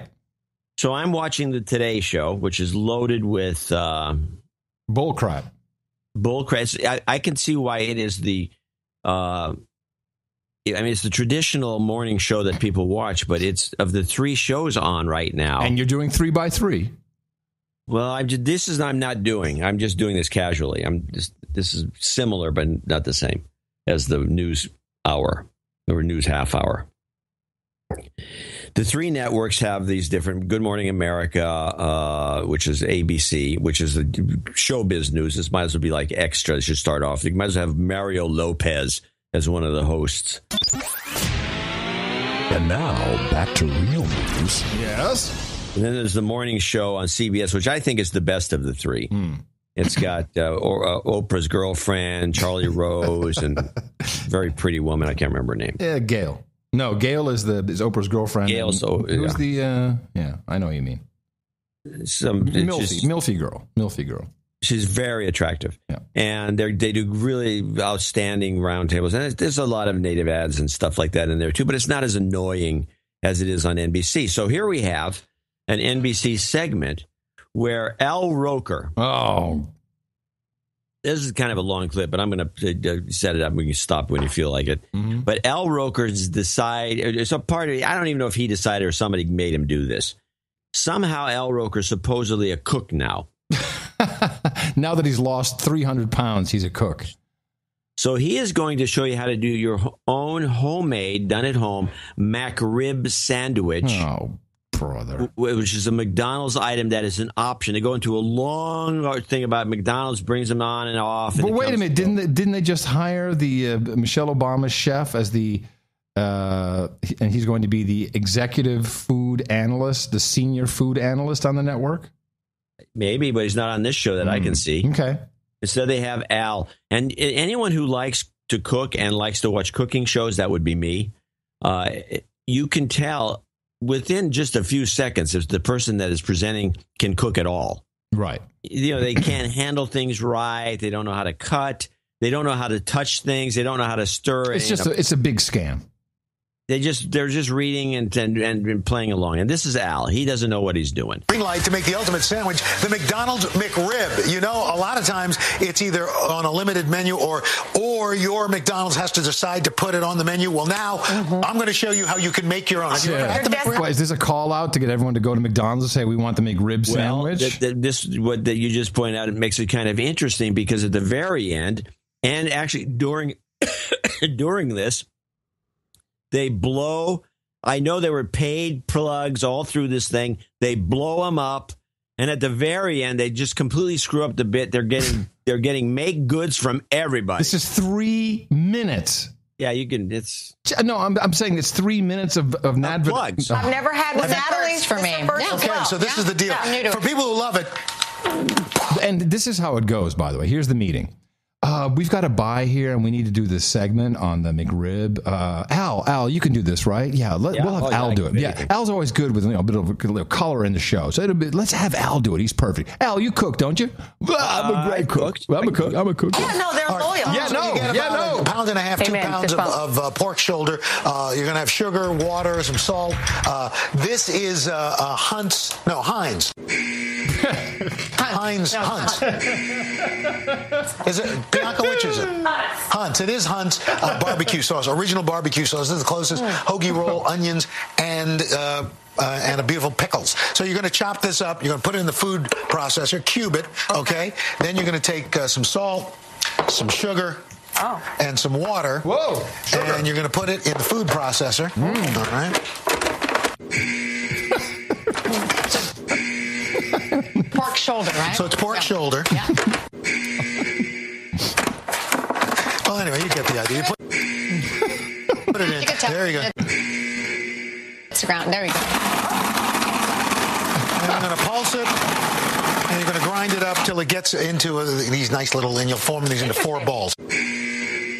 It'll make four patties, okay? How do you make the McRib Basically, shape? you make the McRib shape by just pressing it down flat. You'll get it into a rectangle. Okay, right here you go. All right. What?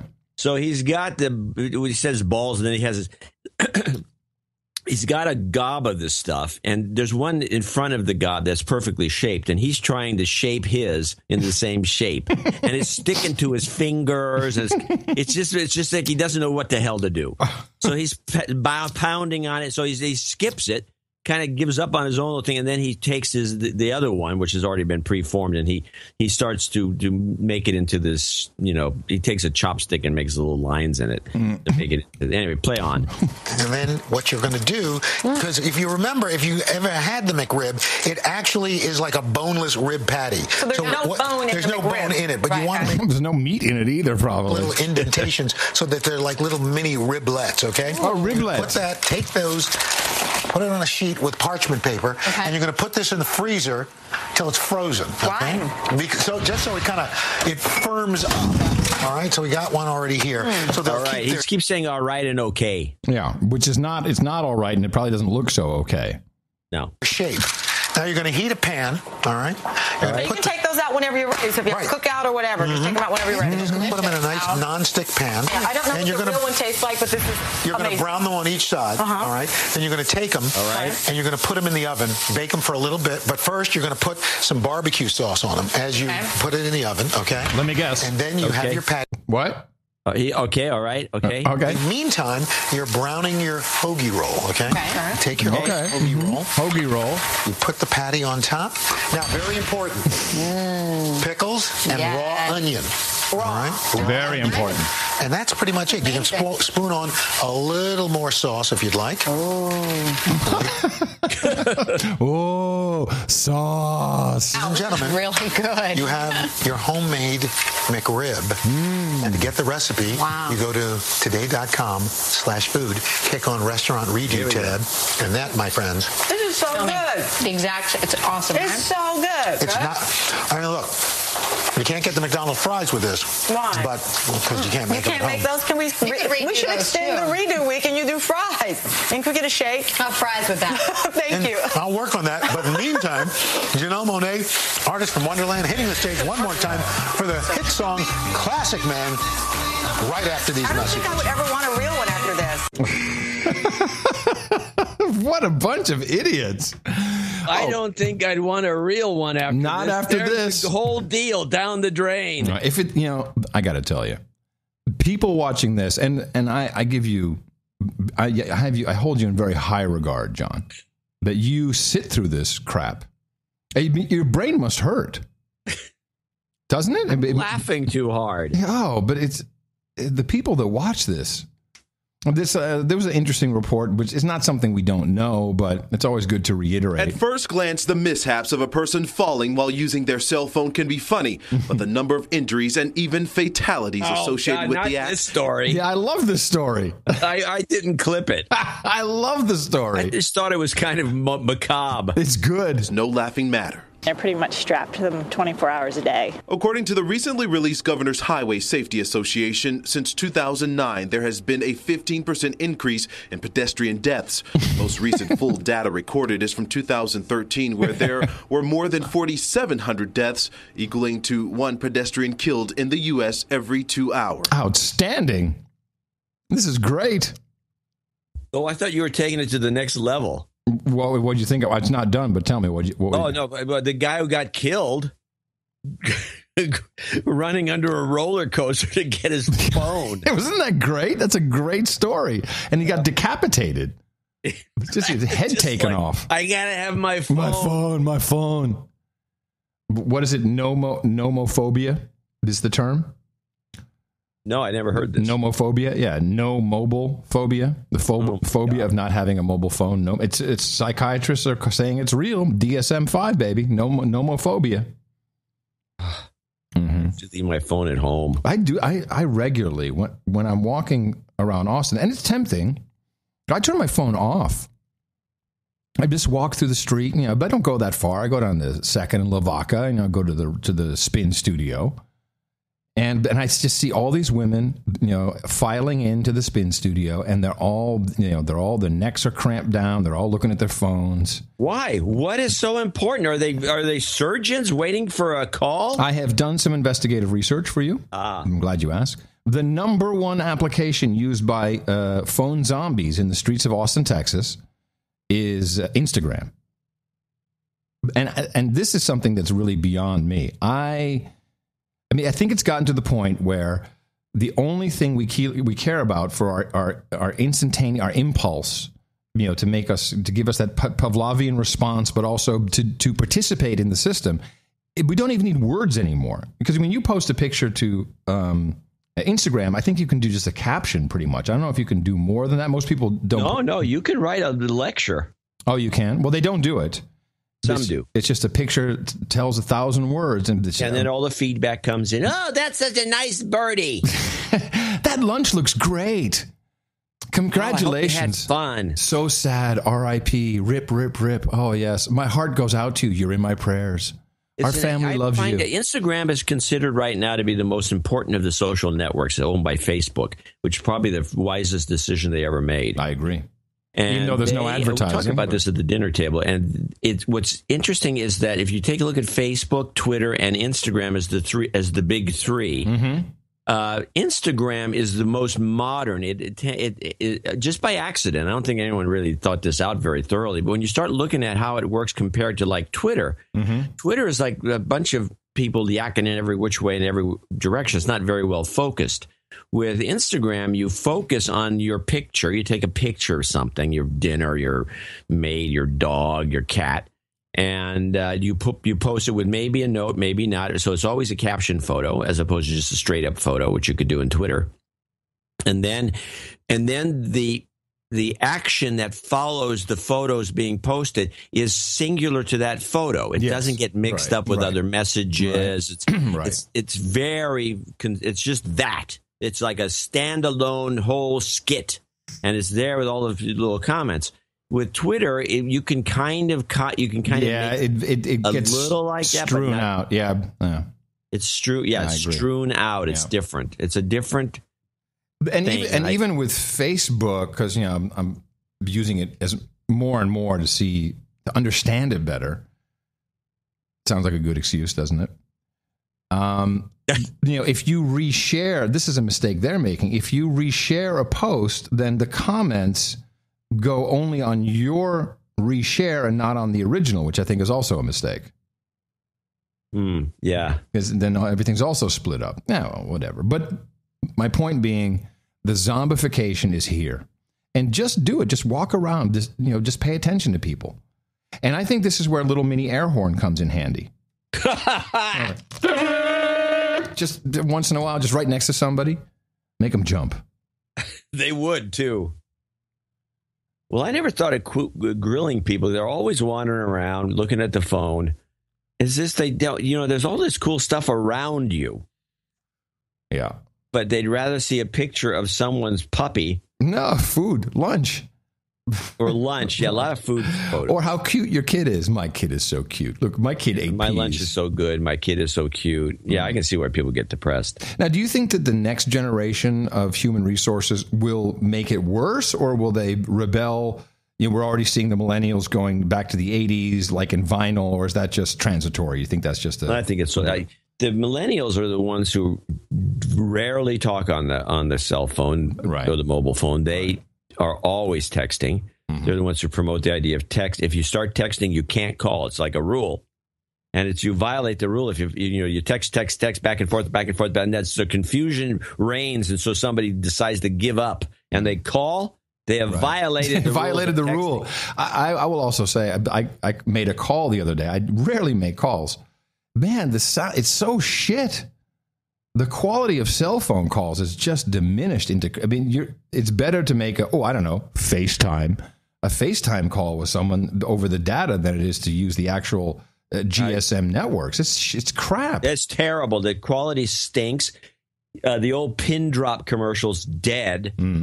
I use landlines. I don't have I do actually have a Bakelite phone, but it's up north. All right. It's got a dial on it. Dials don't work. I'm going to show my support by donating to No Agenda. Imagine all the people who could do that. Oh yeah, that'd be fab. Yeah, on No Agenda in the morning. As a callback to Breakfast at Tiffany's, do you remember the gift they go and try to buy for $10 at Tiffany's? Oh, no, I forgot. Sterling silver phone dialer. Oh, is it a phone dialer? Yeah, you remember those? Yeah, you stick your finger in the thing so you don't. Yeah, well, it was like a little like a glorified pencil. People used to dial the phone with a pencil, with the eraser end of the pencil. Yeah, good times. Yeah, I think that's true. I don't barely remember. This program is brought to you by the producers of the No Agenda Show. That is people like you.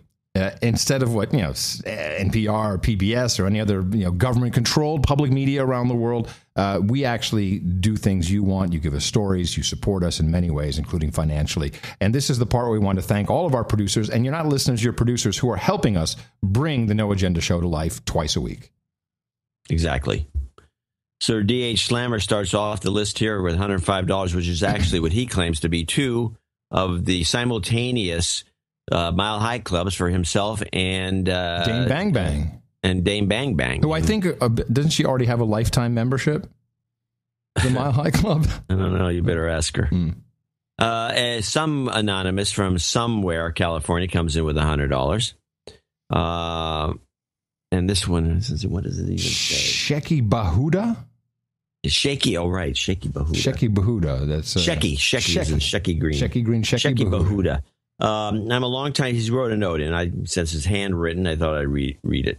I'm a long time douchebag, more of a douche nozzle, if you ask me. I have finally gotten around to donating. Please don't de-douche me. Save it for someone more deserving or less fortunate than I.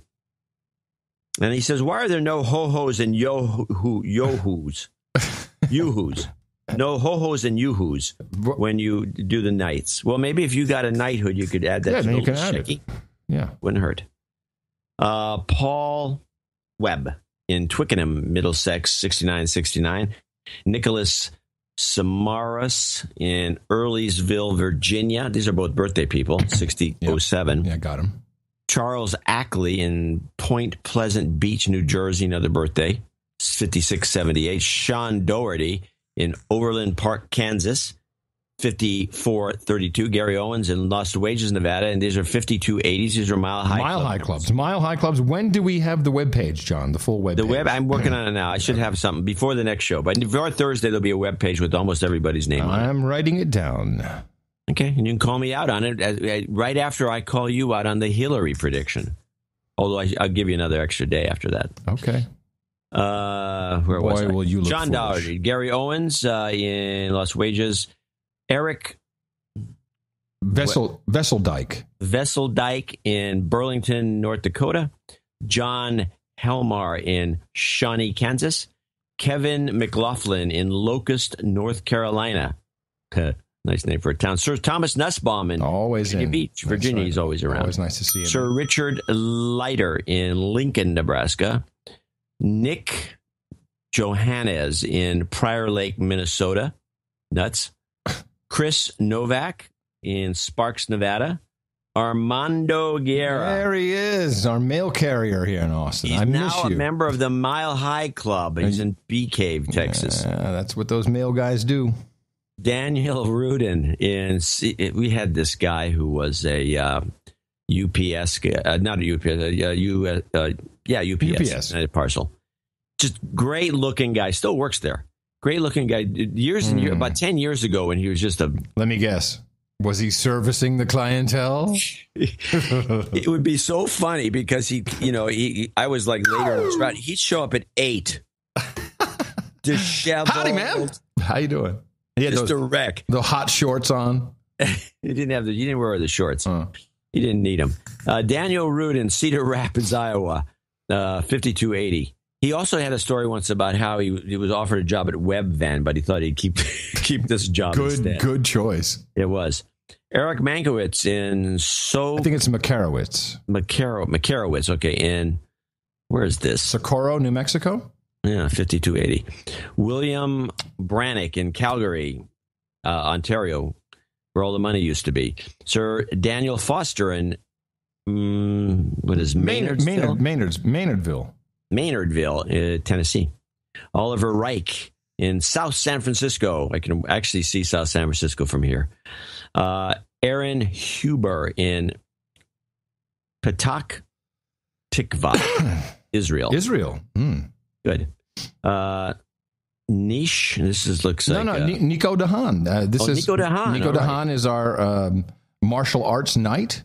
We stayed with him on one of the Hot Pockets tours. Dutch guy, martial art. He could F you up in a second. Probably. Thank you, Nico. In Florida.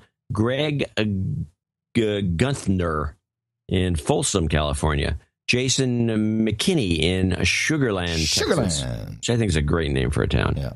Priscilla Carey in Baldwinsville, New York. Gary Howell in Houston, Texas. Brian, a lot of people in the Mile High Club. Yeah. Brian Watson, Sir Brian Watson, if I'm not mistaken, in Raleigh, North Carolina, 5280. Sir Trevor Baxter in Aurora, Indiana. I'm sorry. For Brian Watson, a quick note here. Mile High Club for Ken, my grandfather, who died of old age tonight. He will love you for that, man. He will love you for that. Jason Peterson in Austin, Texas. Francis Thomas Hockey. Isn't it funny? No, it's not funny. Isn't it remarkable? I caught myself that on Instagram. Oh, that's right. I'm sorry. I have not been able to catch. No, sorry, I'm catching myself. The healing has begun. I'm catching myself. Yeah, it's remarkable that on Facebook and Instagram, when someone dies, like, oh, rip, R.I.P. We're sorry. Oh, my heart goes out to you. It'll find a place. Don't worry. It'll all be good. You're in our prayers. You're in our thoughts. So sad. And in No Agenda show, it's like, fuckers, Mile High Club. Yeah, live it up. Well, that would be that's a New Orleans attitude. That's the difference. They have a celebration. That's right. That's the difference. Yeah, this is that you should run the pet peeve. Or you're going to have to if you keep bitching about this. I'll do it. Adam C. Curry's pet peeve of the day. Celebrate Mile High. I think everyone who dies who listens to the show should automatically become a posthumous member of the Mile High Club. Benjamin Ritgers in Ames, Iowa. Larry Stewart in Norman, Oklahoma. Matthew Hastert in, I don't know, Bowles somewhere. How do you pronounce it? Bowlesburg? I'd say Bowlesburg. Yeah, Bowlesburg. Bowlesburg, Pennsylvania nuts. Mm-hmm. Tyler Sandberg in Gearing, Nebraska. Maxime Bailon. Oh, Bailon. Oh, that's right. She's in Quebec. Mm-hmm. Laval, Quebec. It could be a he. Maxime could be a he. Maxime could be. That's true. Ty Owl. Oville. Awful. Get a knighthood and name yourself something else. Anthony Bullock you're in a fine mood today. Seddon, Victoria. Andre Klaus in Andre Klaus in Den Haag. Excellent. I've been there. Yes, I went to Miniature World. Madura Dam. Yeah. And then here's wow. And now we have another Dutchman. Right in a row. You can do this. Jurgen Timmer. Swedish chef on board. No. Jeroen Timmer. In Wagensborgen. Wagenborgen. Have we talked about this in the Second World War? No. If you've never watched Soldier of Orange, this is a great movie. If you can read the book, it's even better, but it's a great movie. And to test if you were a spy, only the Dutch can say the ch sound. Even the Germans can't say it. So they would have them say Scheveningen. Scheveningen. You'd be shot on sight. I would be. I'd be a dead man. Yes. Oh, well. And then the next one is from Belgium. Which is similar. It's backup Dutch people, in case you run out of Dutch. Tjardik van der Kraan. Tjardik van der Kraan. Tjardik van der Kraan in Jupit. I think it's Jupiler. Jupillen in Liège. Liège. And that's it. That's our Mile High Club. Yeah, well, there you go. It finished off kind of interesting with another random number example.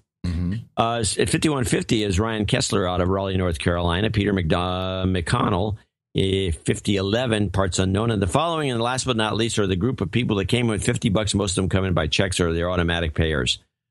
Amitav Hajra in Daleville, Virginia. John Camp in Antlers, Oklahoma. One of I love the name of that town. It's second only to Gnawbone, Indiana. Jason Zeisler in Renner, South Dakota. Simon Horn in Manly, Queensland, Australia.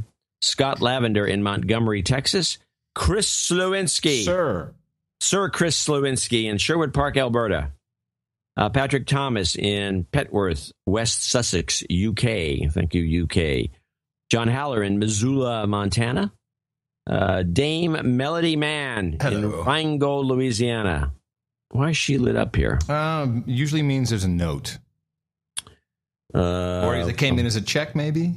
It came in as a check, yes. Sir Mark Tanner, who comes in often from Whittier, California, closes it. It's really funny because we get a lot of these. Is it funny? Should I be laughing? Nobody from $30 to $50. There's no 49s. Should I be laughing hysterically at how funny this is, or?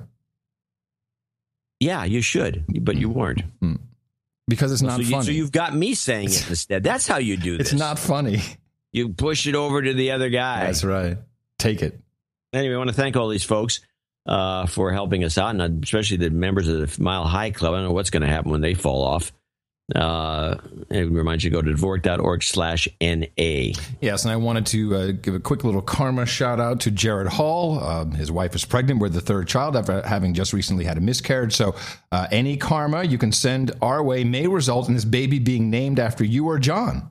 Oh, I think here you go. Double dose. That's double dose. Karma. Just remember who did that for you. Can you imagine a girl named Adam? I mean, that would suck so bad. I asked for the double dose. Yeah, I'm sure you did.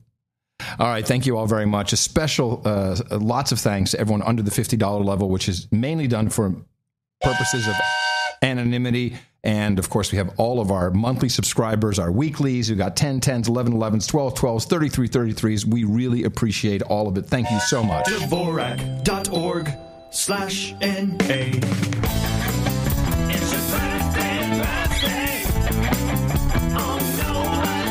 And we say happy birthday to William LaRock. Comes from Nicholas Samaras. William turns 32, or turned 32 on the 14th. Paul Webb celebrating today. Nick Johannes says happy birthday to his hetero life mate, Kent Anderson, celebrating tomorrow. And finally, Charles Ackley says happy birthday to his girlfriend, Natasha, turning 28 years old on August the 19th. Happy birthday from your Uncle Adam and Uncle John. It's your birthday, yeah. No nightings. 0 nightings. We do have David Colby. Oh, wait. What is this? No, this is a black night. What is this? This is something else. What's going on here? We got a couple things here. I got one. I got David Colby. He becomes a black knight? What about Nicholas and Charles? They're all lit up. No. Those are birthdays. Never mind. No, they're all lit up. They're all lit up? They're all jacked up, man. They're all lit up. No, this must be a make good. I don't think there's a make good on there. Well, it says Sir David Colby, Black Knight. So I recall an email, John. Okay, well, just knight him. Does he have a special title he wants? Well, yeah, it's Sir David Colby, Black Knight. Okay, thank you. At least you got here. I got the sword, luckily. All right, there we go. All right, David Colby, come on by, sir. It looks like we screwed it up. I think we screwed it up on the previous episode. So we are very proud to have you join the round table of the Knights and the Dames, and I hereby pronounce the KD. Sir David Colby, Black Knight of the No Agenda Round Table. For you, my friend, we have Hookers and Blow, Rent Boys, and Chardonnay. Shibari and Fat Rooster Craft Beer. Cheap Wine and Chili Dogs. We have Progressive Rock and Russian Imperial Stout. Puppies and Tailored Vintage Port. Malted Barley and Hops. Dos Equis and Dutch Dominatrix. Ass Cream with Bear Fillings. Girlfriend Experience and Good Bourbon. Maker's Mark and Mushrooms. And, of course, the mutton and meat is always available. It's so easy to make, which is why we have it on tap. And thank you very much for supporting the best podcasting in the universe. Go to noagendanation.com/rings. It was a big article interviewing Jarl Mohn. You know Jarl. Yeah. He is the CEO of National Public Radio, also known as Lee Masters, everybody. And he used to be my boss at MTV. And you like talking about him. He's a good guy. In fact, I'm going to be on a panel. I've been invited to New York. Syracuse University has a media school, which is pretty famous. What is it called? The Syracuse Media School. I don't think it's called that. Syracuse. It's what is it? Probably named after something. It's like Walter Cronkite or something. Let me see. Communications. Dan Rather Media School. Let's look it up for a second. It is Newhouse School of Public Communications. Oh, Newhouse, the family. Is that not famous? Yeah, Newhouse. The guys on USA Today used to. Right. But I'm going to be in a panel, and I will be representing podcasting. Go podcasting! Go podcasting! Jarl, who I guarantee I will consistently say Lee to him, just to piss him off. We've got Lee Masters up here. Jarl, his name is Jarl. And who can pronounce that? Jarl Mohn. But anyway, I said I committed. I said I'll Sarah Palin and just asked if you can just call him Joe. Okay. Thanks for the callback to 8 years ago. It's fine. I don't care. But I said, can I have an honorary degree if I do this? Yes. No. No, I can't have that. Oh, you have to be a big donor. But But in this interview, he said he has a couple of interesting quotes here. The question is, I pulled that stunt once. What stunt? To try and get a well, I was getting booked for a speech in Kentucky at some event. I don't know if it was a government event or what. But I had heard, like a couple months earlier, Stuart Alsop had been granted a Kentucky colonelship. Nice. And so I said, I'll do this, but I want to become a Kentucky colonel. And the guy says, I can do that. What's the word you want to hear? Does it come can do that. Yeah. And so I got one. I got a certificate. So and they send me every once in a while. I get something in the mail telling me to. Could you put that in the newsletter? Could you put your Kentucky colonelship in the newsletter with a picture of you wearing your sash? They never sent me. You have to buy the sash. Oh, okay. I still have the sash I'm sending you. I could wear that one. So you have to know. Isn't there a sash waiting in my P.O. box? It's sitting on the table here. Send it off already. I have chicks who want to model it for us for the newsletter. Okay. Yeah. So this interview is with current.org. When I was prepping for this interview, I came across a prediction that Vivian Schiller had made when she was NPR's CEO. This is the woman who said advertising is down, whatever you want to call it. She said internet radio would be replacing terrestrial radio within 10 years. We're now 5 years into that decade. What's your prediction about the future of terrestrial versus internet radio? And here's Jarl Mohn. This is going to be so easy when I'm on this panel. Quote, broadcast radio is the cockroach of media. You can't. Let me finish the quote. Broadcast radio is the cockroach of media. You can't kill it. You can't make it go away. It just gets stronger and more resilient. Yeah, no. Yeah, no. Please. He really thinks that? That's a terrible analogy. They have a big problem, trying to flow this money back in because people just get in the podcast. Well, what it is. They were living high on the hog. Yeah, because they had that $200 million endowment that one year, and they just went, woo, they were just whatever. Getting money from everywhere, and it was just rolling in. Yeah. And now they have to live like a normal radio operation. Which is crap. It's right above shoveling elephant poop. And quit show business? Yeah. Hey, everybody. In the morning. All right. This is a cyber season. Wait a minute. You haven't finished. Hey, you want to hear the rest of it? I just want to know what you're going to be doing up there. You're just going to be talking about, it's about the cockroaches? Yes. It's about the future of broadcast media, in particular radio. So I'm going to bring my... Is this a major event where there's a lot of panels and you're on one of them? No, it is one specific event, one day, one time only. I will give you more details as they trickle in, but I've been confirmed to be on the panel. And who else is going to be on the panel? This is important. Well, Jarl.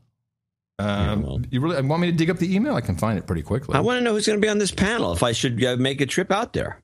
Oh, don't threaten that. Stop. I'll tell you who's on the... Please.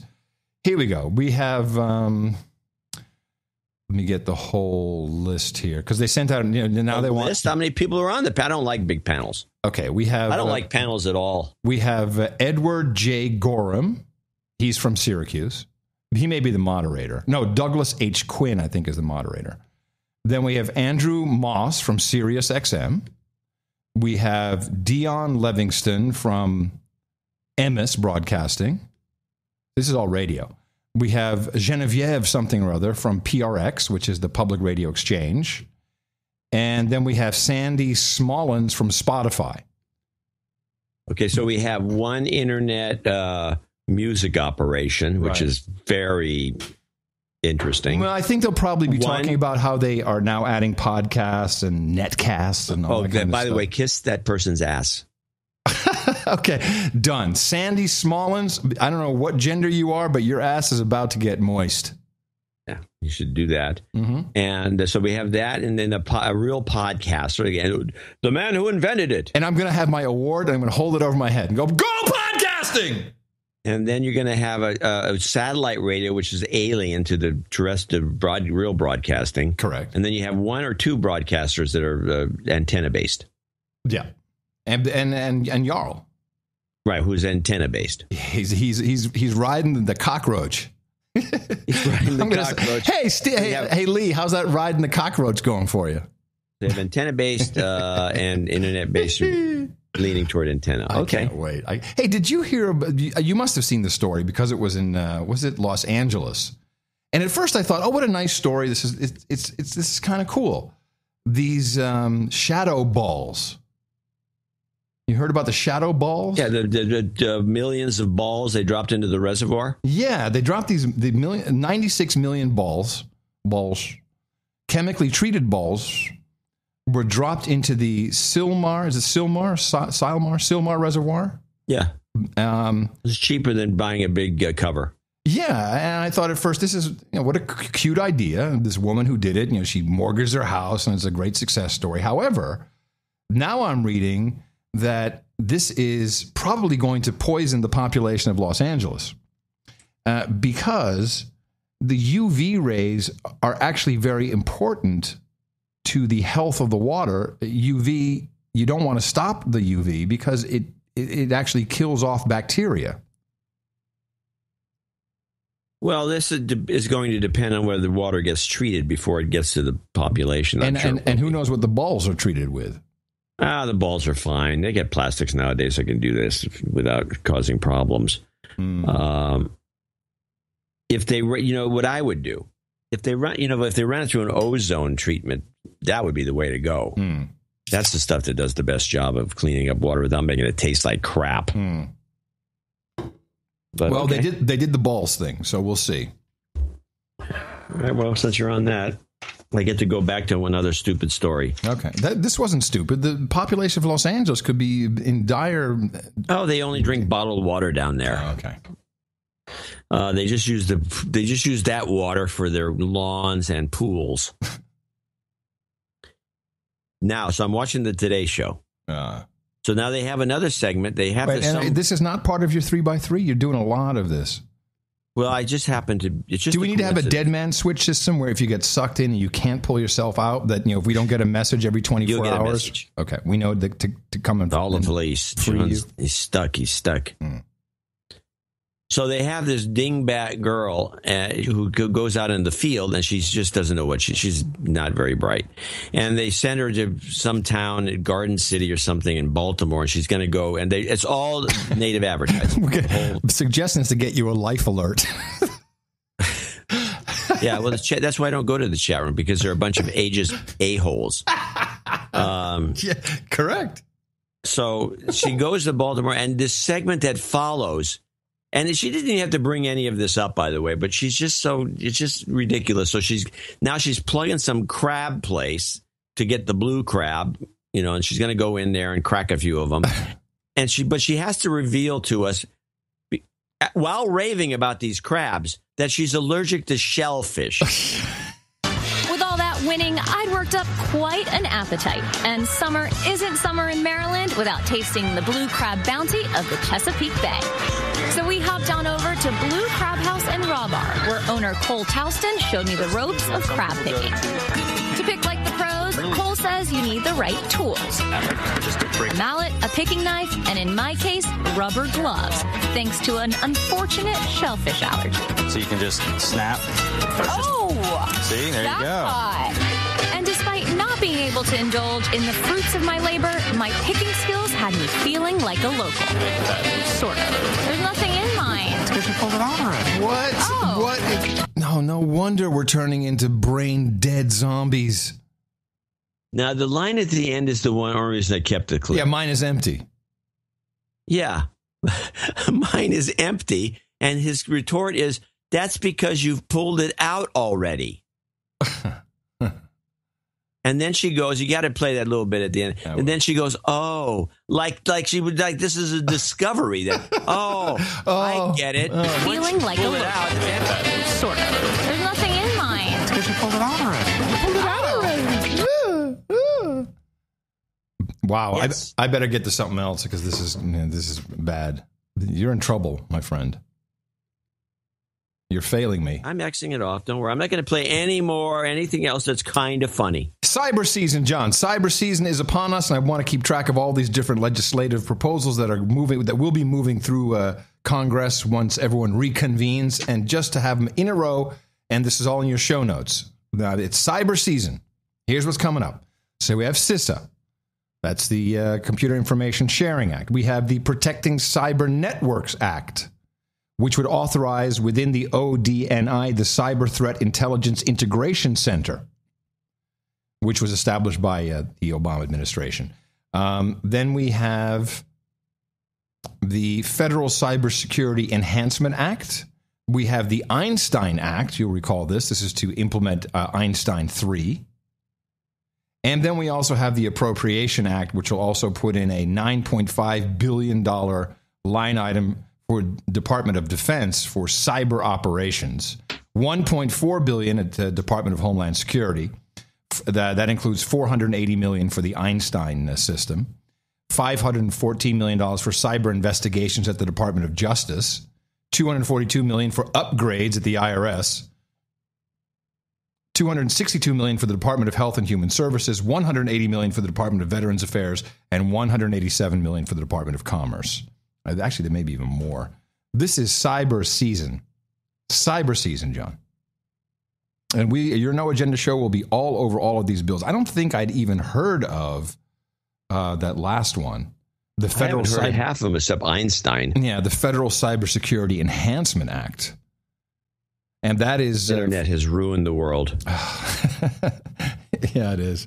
Well, there was no internet. You wouldn't have any of these expensive needs. So we had the big Aspen Institute gathering.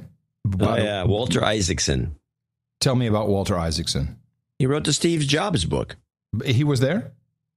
He wrote the book on Steve Jobs. But what does this have to do with the Aspen Institute? How does he have time to write all these big, thick books and then run this institute? Oh, okay, that's what I didn't... He runs the institute. I didn't understand that. Yes. And we had Brolf was on deck, and you know how much I hate this when we have news reporters doing these little private conferences, and I'm pretty sure Brolf made $75K on this. I don't think that much. He's a top guy, man. No, he's not that high. No. They love him, though. They love him at these things. If he got 50, I'd be shocked. And Comey was on. Now, James Comey, director of FBI, formerly board member at HSBC during the shenanigans, the laundering of drug money, and most famously, of course. What? Come on, man. What? He threw Martha Stewart in jail. Oh, you can give up on this. All right. I'm done. never going to make that. I can't do it. Okay. You're the one who found the association. I can't do the joke. Okay. But he's now full of memes, and he has some, I thought, actually refreshing views on encryption, which we need to discuss. And I pulled in. Now, these are all quickie clips, but it's a number of them. Because Comey is just a beautiful source of mockery. Now, you say ISIL, some of us say ISIS, some of us say Islamic State. It's all the same thing. Is that now a bigger threat to the U.S. homeland than Al-Qaeda? I love how Brolf just sets it out there. ISIS, ISIL, IS, it's all the same thing. Yes. Yeah. The threat that ISIL poses to the United States is very different in kind, in type, in degree than Al-Qaeda. ISIL is not your parents' Al-Qaeda. It's a very different model. And by virtue of that model, it's currently the threat that we're worrying about in the homeland most of all. So he's all hip now. Hello, 1991 calling. Wants its Chevrolet reference back, please. I'm surprised he doesn't say, "Where's the meat? Where's the beef? Where's the beef? I don't even remember. Where's the cyber?" All right, Brolf continues. And he has lots of good questions because, of course, we need to be very worried about ISIS. That it's not your daddy's Al-Qaeda. ISIS is very dangerous. Why is ISIS so powerful?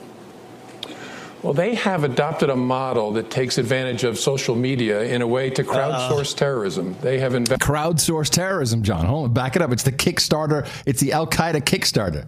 Yeah, it's the ISIL GoFundMe. Well, they have adopted a model that takes advantage of social media in a way to crowdsource terrorism. They have invested about the last year in pushing a message of poison, primarily through Twitter, but other parts of social media, that is a siren song with two dimensions. They are preaching through social media to troubled souls, urging them to join their so-called caliphate in Syria and Iraq, or if you can't join, kill where you are. Kill where you are. No, you got to write this down. Kill where you are, troubled souls. What else? Oh, there's more. And Twitter I got the good ones down. What do you have? I've got crowdsourced terrorism, not your parents' Al-Qaeda, Martha Stewart, cyber season. I also have kill in place, which I think is and it's a good one. It's one that will come back. Are preaching through social media to troubled souls. Troubled souls. You got that one? We're not going to use it. Yeah, he's going to use it over and over again. Urging them to join their so-called caliphate in Syria and Iraq, or if you can't join, kill where you are. Can you join, kill where you are? And Twitter is a valuable enterprise because it works. Okay, hold on a second. No, Twitter is failing. Twitter is not valuable. Twitter should be purchased by the U.S. government to catch all these terrorists. Twitter is bad. Just to add one. We have people in the Washington, D.C. area that can go look stuff like this up because you actually have to go there. I want to know if this guy owns stock in Twitter. Well, you better be short. Well, I don't think he is. That's why I'd say it's a valuable enterprise. It's not a valuable pumping enterprise. And dumping. They have not made any profit. It's a money-losing enterprise that is rudderless. They can't. The people are running away from this in droves. No one wants to work there. Nobody wants to get killed. Oh. And Twitter is a valuable enterprise because it works to sell shoes or to sell ideas. Has this guy ever been on Twitter? Sell shoes? What are you talking about? Twitter won't let you go sell shoes on Twitter. Wait a minute. I don't think he's actually been on Twitter ever. Sell shoes? What's he talking about? And Twitter is a valuable enterprise because it works to sell shoes or to sell ideas. It works to sell. Hey, Twitter, why don't you verify me? Then maybe you'll become valuable. This message to troubled souls. Troubled souls. Again, I talk about your parents' Al-Qaeda, and I mean to convey the sense that the model is just totally different, right? With Al-Qaeda, if you wanted to consume their propaganda, you had to go find it somewhere on the web. You'd read their magazine. If you want to talk to a terrorist, you might send an email in. Remember, talk to a terrorist. Call 1-800. to their magazine and hope that somebody answers you. ISIL has changed that model entirely because ISIL is buzzing on the your line right now. It's line 3. I want to call my terrorist. Hold on, let me see if I can call a terrorist. Let me see. Where is my terrorist? Here we go. Hello. Hey, is this a terrorist? Abdul. Hey, Abdul, how you doing? I saw your preaching to lost souls on Twitter, and I feel really compelled to call you. I need to talk to a terrorist. Can you have a problem? Yes, I feel like I need to talk to a terrorist. I think I'm radicalizing. I'm self-radicalizing. I don't know if I'm doing it right. Are you wearing shorts? Yeah, I'm wearing shorts. Good. Okay. That's a beginning. Okay.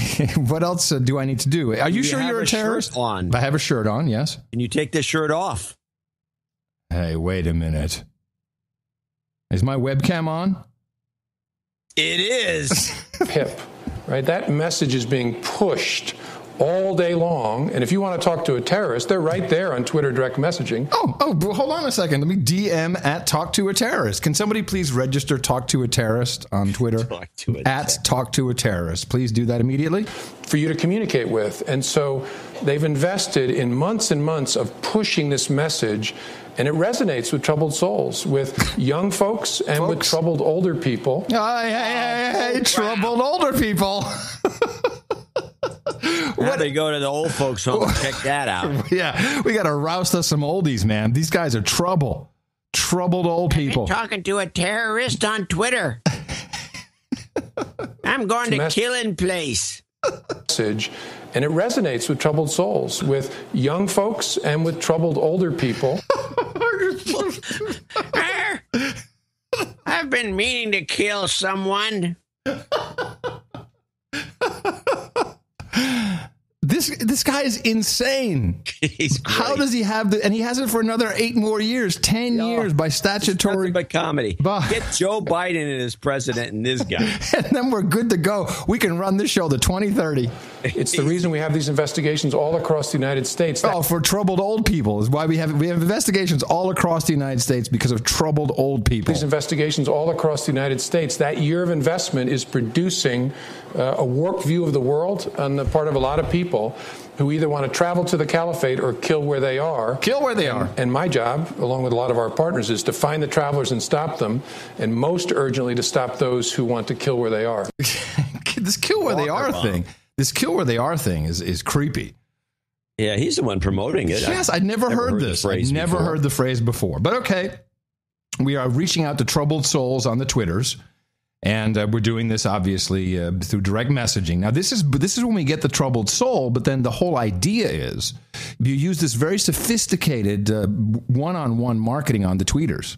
Why doesn't somebody mention that probably 99% of the troubled or the terrorists online on the DM are all honeypot folks, just phonies? Well, that's what his hundreds of investigations are. They're all the honeypots setting these poor old people, these troubled old people up. Now, then, of course, this is where it all breaks down because Comey is quite clear. When it's DM on Twitter, Twitter is handing them everything they want. Not a problem. Twitter's doing it.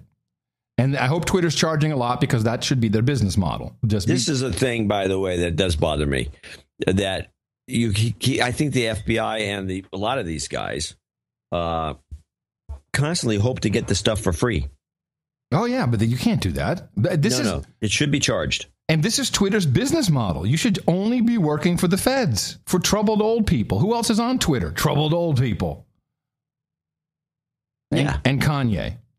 But then, of course, we move everyone over to the encrypted, end-to-end encrypted systems. This is where the problems begin. So do you want the software manufacturers to allow some sort of key that will give you that kind of access once you get a court order? Now, his answer is actually somewhat refreshing for once.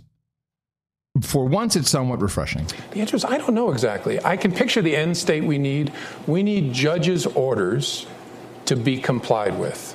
Right? Now, how to figure that out? Lots of people, smart people, tell me, it's too hard. I don't buy that. I don't think we've tried hard enough yet. If we recognize that we all share the same values, I think smart people can figure out how to do it. And it may not be the same for every company. right? The goal of the government is clear. We need to, with the right showing to a judge, be able to get access to the information in those targeted individual cases. How a company does it may depend upon the company's business model, right? There are companies out there now that encrypt their data in motion. This is important.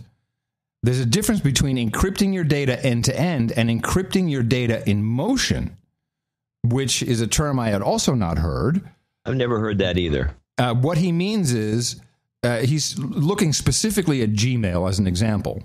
Gmail reads your email unless you send it encrypted, but it only encrypts the data in motion when it's being transferred from Google out to you and vice versa.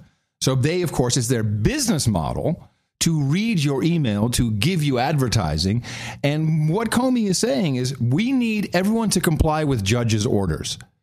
And the only way to do that is to go to this encryption in motion idea where the companies themselves have data that is readable and can be requested by judge, by a Fourth Amendment, by a warrant to be handed over to the feds. And he's saying, look, I don't care how you do it, whatever your business model is, but you're going to do it. It may depend upon the company's business model, right? There are companies out there now that encrypt their data in motion and are able to comply with judges' orders because they see the content of the communication because it's part of their business model. We need to figure out how to achieve the end goal, but the government ought not to be telling people this is the way you ought to do it because we don't know their business well enough or the technology. That's right. Hello, Silicon Valley. You're about to get a little visit from Mr. Comey. Then he answered a question which they got a lot of applause. People really, I mean, this group at this Aspen Institute, what a bunch of jabroni douchebags. Oh, they're clapping. Oh, you saved us. What now? I've been counting Jade Helm. Jade Helm is now we are Jade Helm plus 33 days since we're supposed to have been invaded by the United States military. And whenever I talk about Jade Helm, you tell me you're waiting for what? The attacks on the 4th of July. You told us recently that you and your colleagues thwarted a July 4th attack or attacks, right? Correct. What can you tell us about that? Not much. Now, why is it not much all of a sudden? Whenever these guys catch a terrorist, it's like, front page, we release the court documents, we're all proud, we set up the kangaroo court. Right, and we got him, we nailed it, we're protecting you, but no. July 4th, no, I can't tell you too much, Brolf. There were a number of, and what's interesting about the ISIL model there, too, is the normal terms of inspired, directed, or enabled blend together. Inspired, directed, or enabled. They blend together. Write that down. Inspired, directed, or enabled. I know. Inspired, directed, or enabled blend together with ISIL because they're just pushing. They're like a devil on somebody's shoulder saying, kill, kill, kill all day long. Okay. So Twitter is now a devil. You clip that little kill, kill, kill thing out and add it to the other 2 or 3 kill, kill, kill things we've got. That's a very good idea. Remind me to do that right after the show. Inspired, directed, or enabled blend together with ISIL because they're just pushing. They're like a devil on somebody's shoulder saying kill, kill, kill all day long. All day long. Figuring out whether someone was directed or inspired or enabled is actually a waste of time in many cases. There were a number of people who were bent on engaging in attacks in the United States, killing innocent people, timed to the July 4th holiday. Right. And thanks to great work, not just by the FBI, but by our partners in state and local and federal law enforcement, it was disrupted. Oh, good. Disrupted, and you say... Woo! Fuck yeah, bitches! Woo! Disrupt them! Were these ISIS or ISIL-related threats? Yes. Yes. And that's why you've concluded now that ISIS represents the major threat to the U.S. homeland as far as terrorism. Hold on. Stop. Now, hold on a second. Stop tape. Tape to stop. Stop tape. Stay tape. Okay. Wouldn't a reporter point out exactly what you pointed out a second ago with Comey? You got him right in front of you. You say, well, this is interesting, but generally speaking, when you bust the dumbest guys in the world or whoever they are for even thinking or looking cross-eyed, and you march them out and you tell us the details of what happened, like the New York thing and the bombing, the subway every guy, single time, broadside bomber, and all the rest. And we need this in order to continue the funding for the FBI. Yeah, we need to show our relevance. The follow-up, that would be, you could put that in there for icing on the cake. Yeah. But you'd think you'd say something, but he's just keeping the whole thing a big secret. So you're just saying that you caught somebody? You're saying that this was going to happen on the July 4th weekend? That's why you've concluded now that ISIS represents the major threat to the U.S. homeland as far as terrorism is concerned. Right. And one of the reasons I say that is the sheer volume. Right? Again, I have investigations, the FBI's investigations related to this threat all across the country. Right? There are hundreds of investigations. We're trying to understand where somebody is on the spectrum between a consumer of this poison on Twitter to an actor who's about to try and murder innocent people. Wow. A consumer of this poison or an actor who's about to kill innocent people. His words are fabulous. And evaluate where are they on that spectrum. We have hundreds of people. Where are you on the spectrum, John? Are you just a consumer of the poison, or are you ready to act? I think that I haven't seen the poison. Looking at on that spectrum. I snorted. The ISIL tweeters in Syria have 20... Wait, the ISIL tweeters. Hold on a second. I hadn't even heard this. The ISIL tweeters. Really? People we're looking at on that spectrum. The ISIL tweeters in Syria have 21,000 English language followers. Whoa! Whoa! And you can always follow me on Twitter. Oh, man. Whoa. 20,000 followers. John, what do you have? 60, 70,000? I have 102,000. You should be under investigation.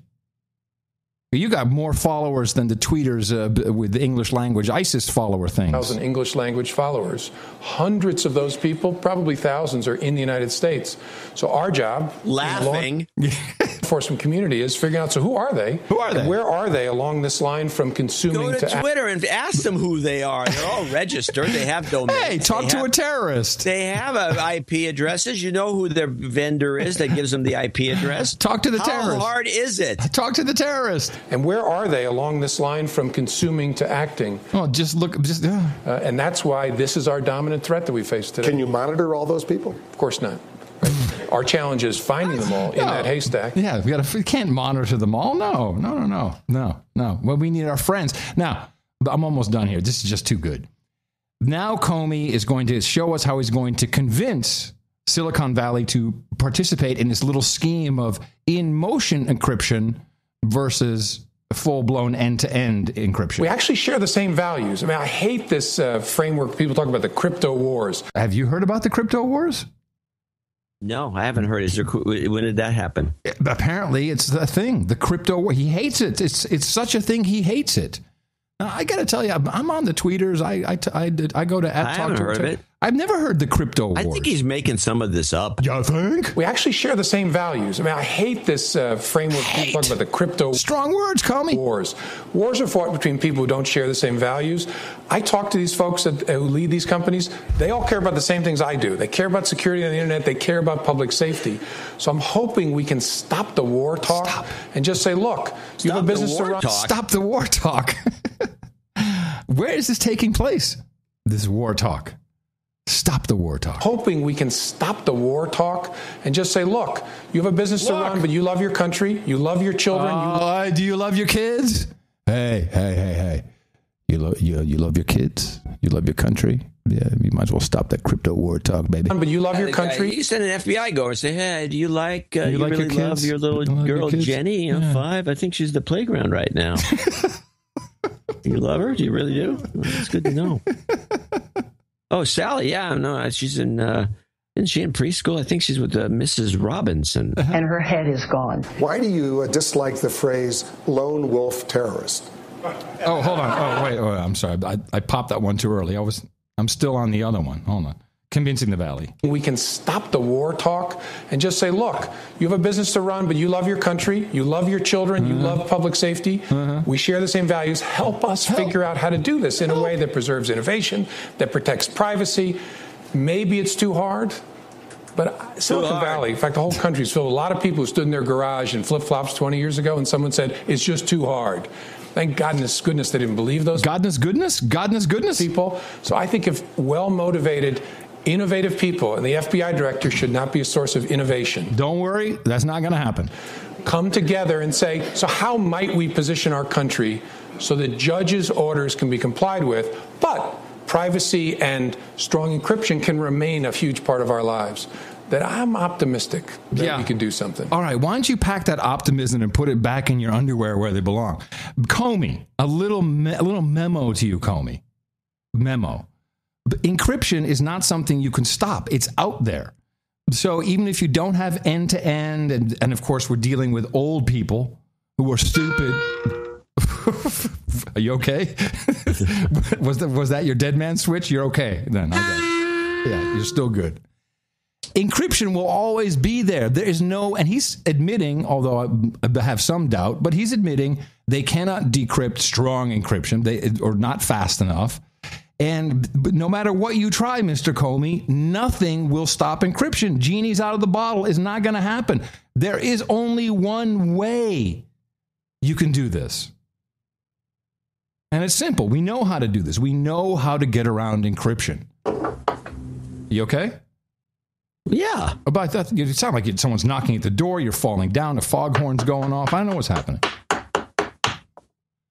Picking that up, that's good. So let's just presume most of these terrorists and old folks, lonely, what is it? Troubled old folks. Lonely spinsters. Spinsters on Twitters. That, all you need to do is get into their phone. And we have a way to do this. It's well established. It's called waterboarding. Let's just go to that. You don't need encryption. That's a long way. I'm not done. Here we go. So not only does he hate the crypto wars, which we've never heard of, he also hates the term lone wolf. I didn't know that he hated the term lone wolf. I had no idea he hates the term lone wolf. Why do you dislike the phrase lone wolf terrorist? And why is everybody laughing? Because I don't know. You got me. They're a-holes is why. Why do you dislike the phrase lone wolf terrorist? Maybe they put a slide up that was that Wile E. Coyote or something. Yeah, got a big laugh. Applause sign is flashing, I guess. Because to me, the notion of a lone wolf carries a sense of dignity that is utterly inappropriate. I mean, I either say lone offender or private. Focus group. Well, it's dumb. But lone wolf is the term. Focus group, and it turns out that people like the idea because Americans were individualistic. Lone wolf is cool. Yeah, we want to be a lone wolf. So now we got to change it. We got to come up with something new. Utterly inappropriate. I mean, I either say lone offender or privately I say lone rat. Lone rat. Lone rat. Dude, who is advising you? You need some media communication skills, my friend. Lone rat. No. Lone rat. No. That's the show title. No. I just don't think, again, maybe I'm obsessing on detail, but I don't like giving that label to someone who is going to run up on unarmed Marines and murder them, right? Or shoot people at a shopping mall or something. It's just they're seeking dignity and meaning in their lives in a misguided way, and I don't want to be part of that. Yes! Lone rat! Very good. We don't want to be part of that. Lone rat. Last one, this just shows you the level of moronity that is at these Aspen Institution gatherings. Total morons. Listen to this moron with her question. Gail Harris with the Foreign Policy Association. You talked about terrorists using the internet to spread their disgusting message. Could you comment on terrorists planning, or have we seen them plan to use cyber as a weapon? Now, seriously, this is at the end of this whole thing. And then she's asking this question?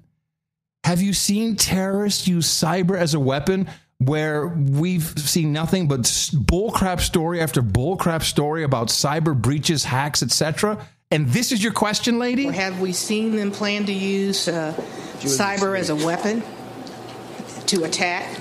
Yeah, that's a great question. No! That's not a great question. Yes, he nails it. He brings it home. That is not a great question. That is the dumbest question I've ever heard, possibly. Well, this is your version of the Shaggy Dog. So this is you because of Trump. I sent a clip in last week. I may I'll bring it back. We never played it. But Trump is the master of the Shaggy Dog story. I think people ignore that. They don't notice it. He's very good at it. Well, let's do that on Thursday then. All right, we'll rerun the thing. It's Trump. He's just a Shaggy Dog story. People should look it up. It's where you just go roundabout. You just kind of change the subject, and on the fly, you get back to the main point. Change the subject, get back to the main point. You do this as long as you can. You sustain it. Keep it and going. then you come up with a punchline, which is usually a pun in a classic Shaggy Dog story. Exactly. But it's a type of delivery more than it is a model for anything. It is. Alrighty then. Good. You witnessed the Shaggy Dog story right there. Yeah, you did. All right, thank you very much, John. Fun deconstructing everything. Thank you for your courage. Thank you for your courage, my friend. And in the morning.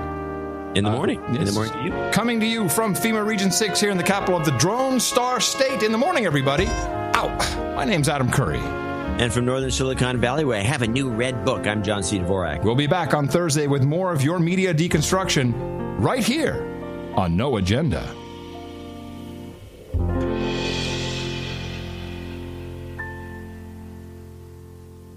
I don't think Hillary liked it. Jeb Bush or Hillary or one of these politicians, all talk, no action, all controlled by lobbyists and donors, all controlled by lobbyists and donors, all controlled by lobbyists and donors, people like me from previous months, okay?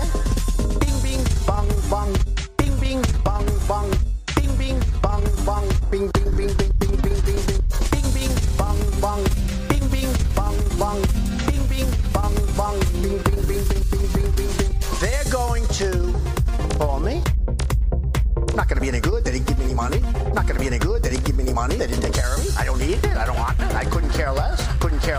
You are going to love President Trump. Bing, bing, bong, bong. Bing, bing, bong, bong. Bing, bing, bong, bong. Bing, bing, bing, bing, bing, bing, bing, bing. Bing, bing, bong, bong. Bing, bing, bong, bong. Bing, bing, bong, bong. Bing, bing, bing, bing, bing, bing, bing, bing. China from China. And I love China. Nothing wrong with China. I love the Mexican people. They have tremendous spirit. They're taking your job, taking your money, they're taking everything. And I'm going to win the Hispanic vote. It's true.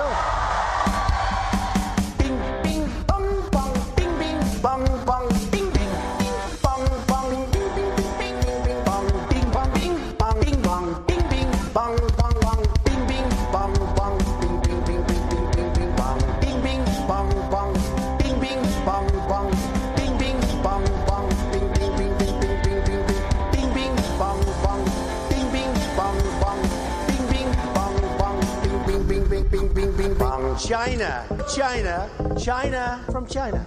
You are going to love President Trump. Bing, bing, China from China.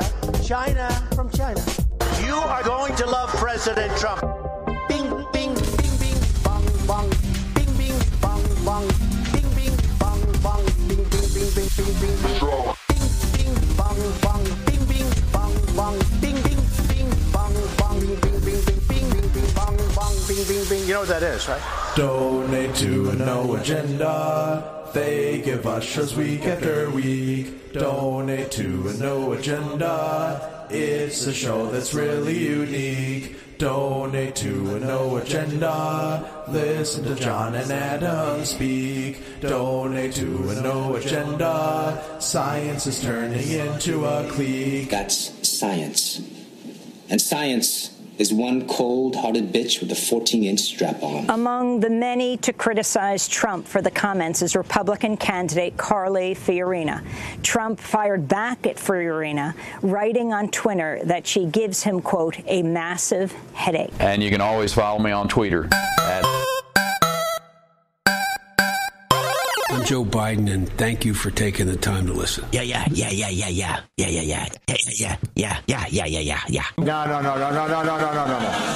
Amen. Fist bump. The best podcast in the universe. Dvorak.org/NA.